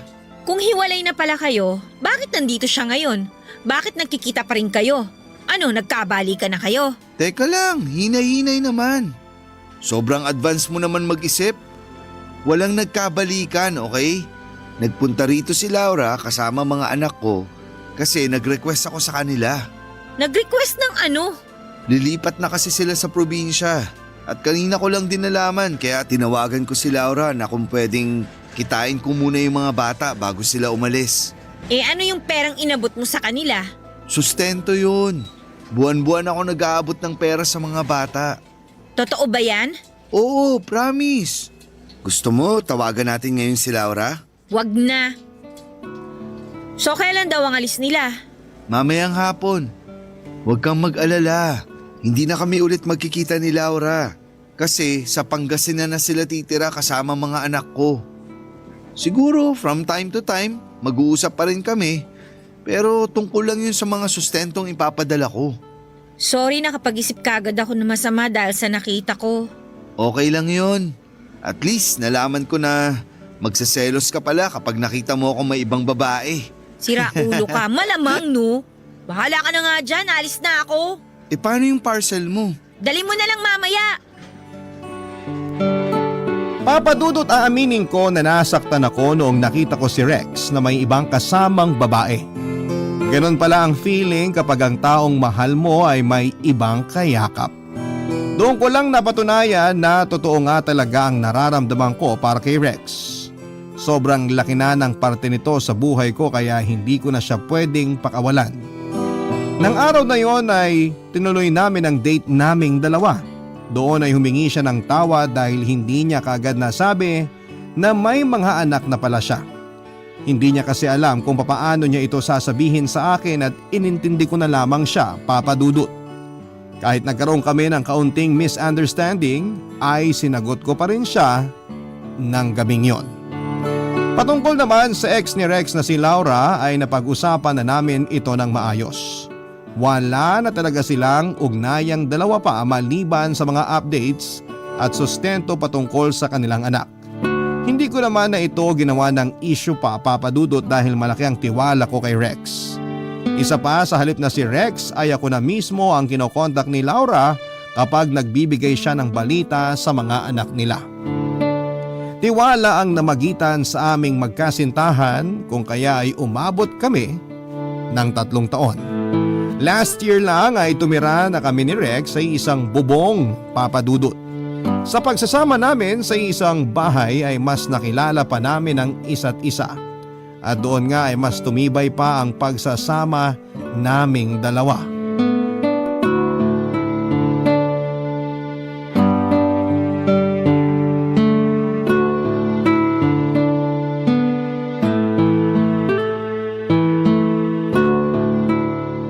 Mahal, kakain na!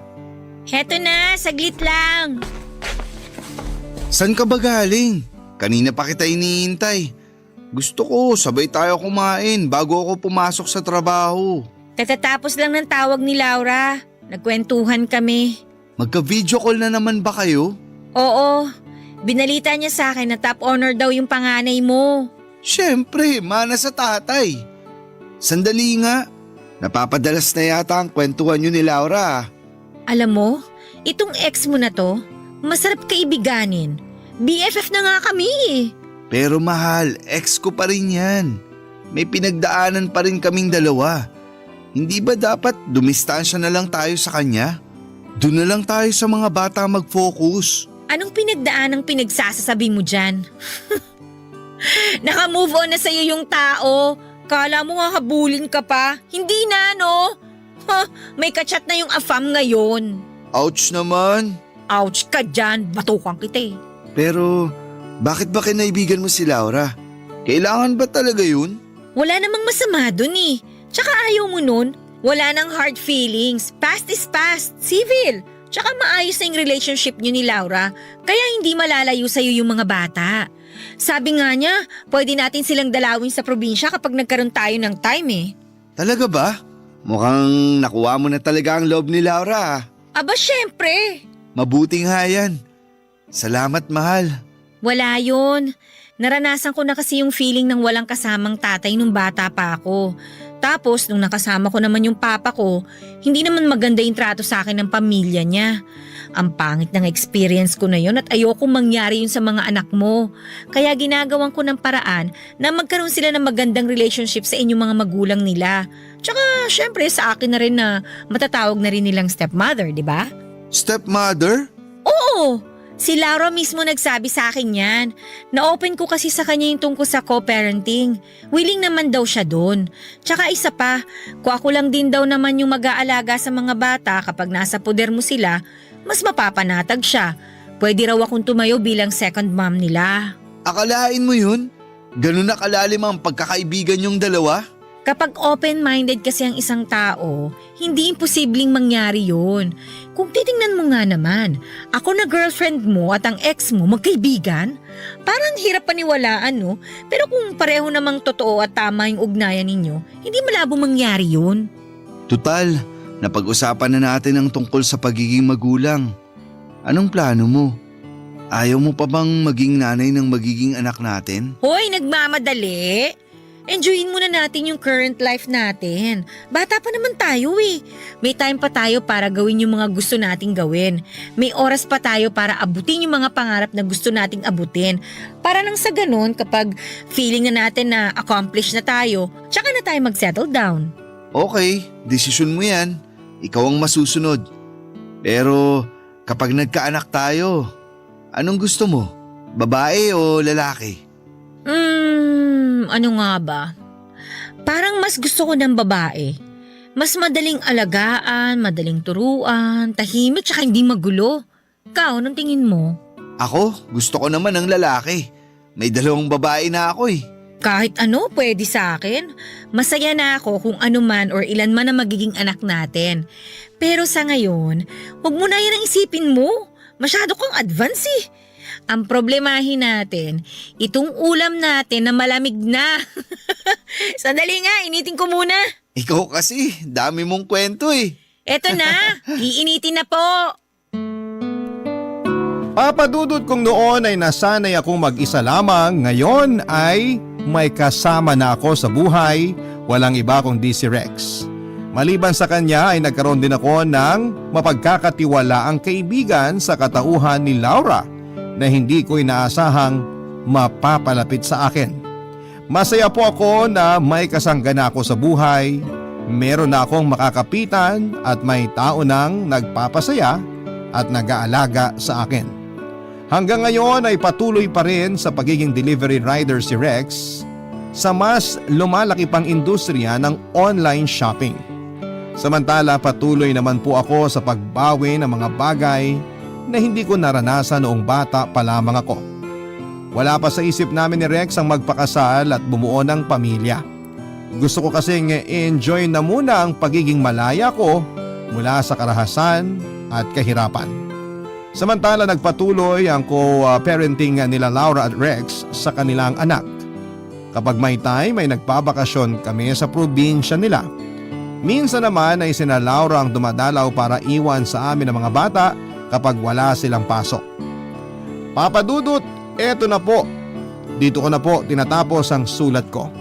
Nagsimula man sa hirap ang buhay ko. Umayos naman po ito kalaunan sa pamamagitan ng pagpupursige. Hangad ko'y marami kayong natutunan sa naging kwento ng buhay ko at sana ay maging motivation din po ito sa bawat tagapakinig. Maraming salamat po sa inyo, Papa Dudut, at magandang tanghali. Ang inyong forever kapuso at kabarangay, Almira.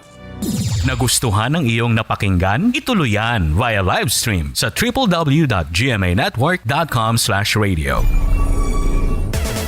Barangay LS 97.1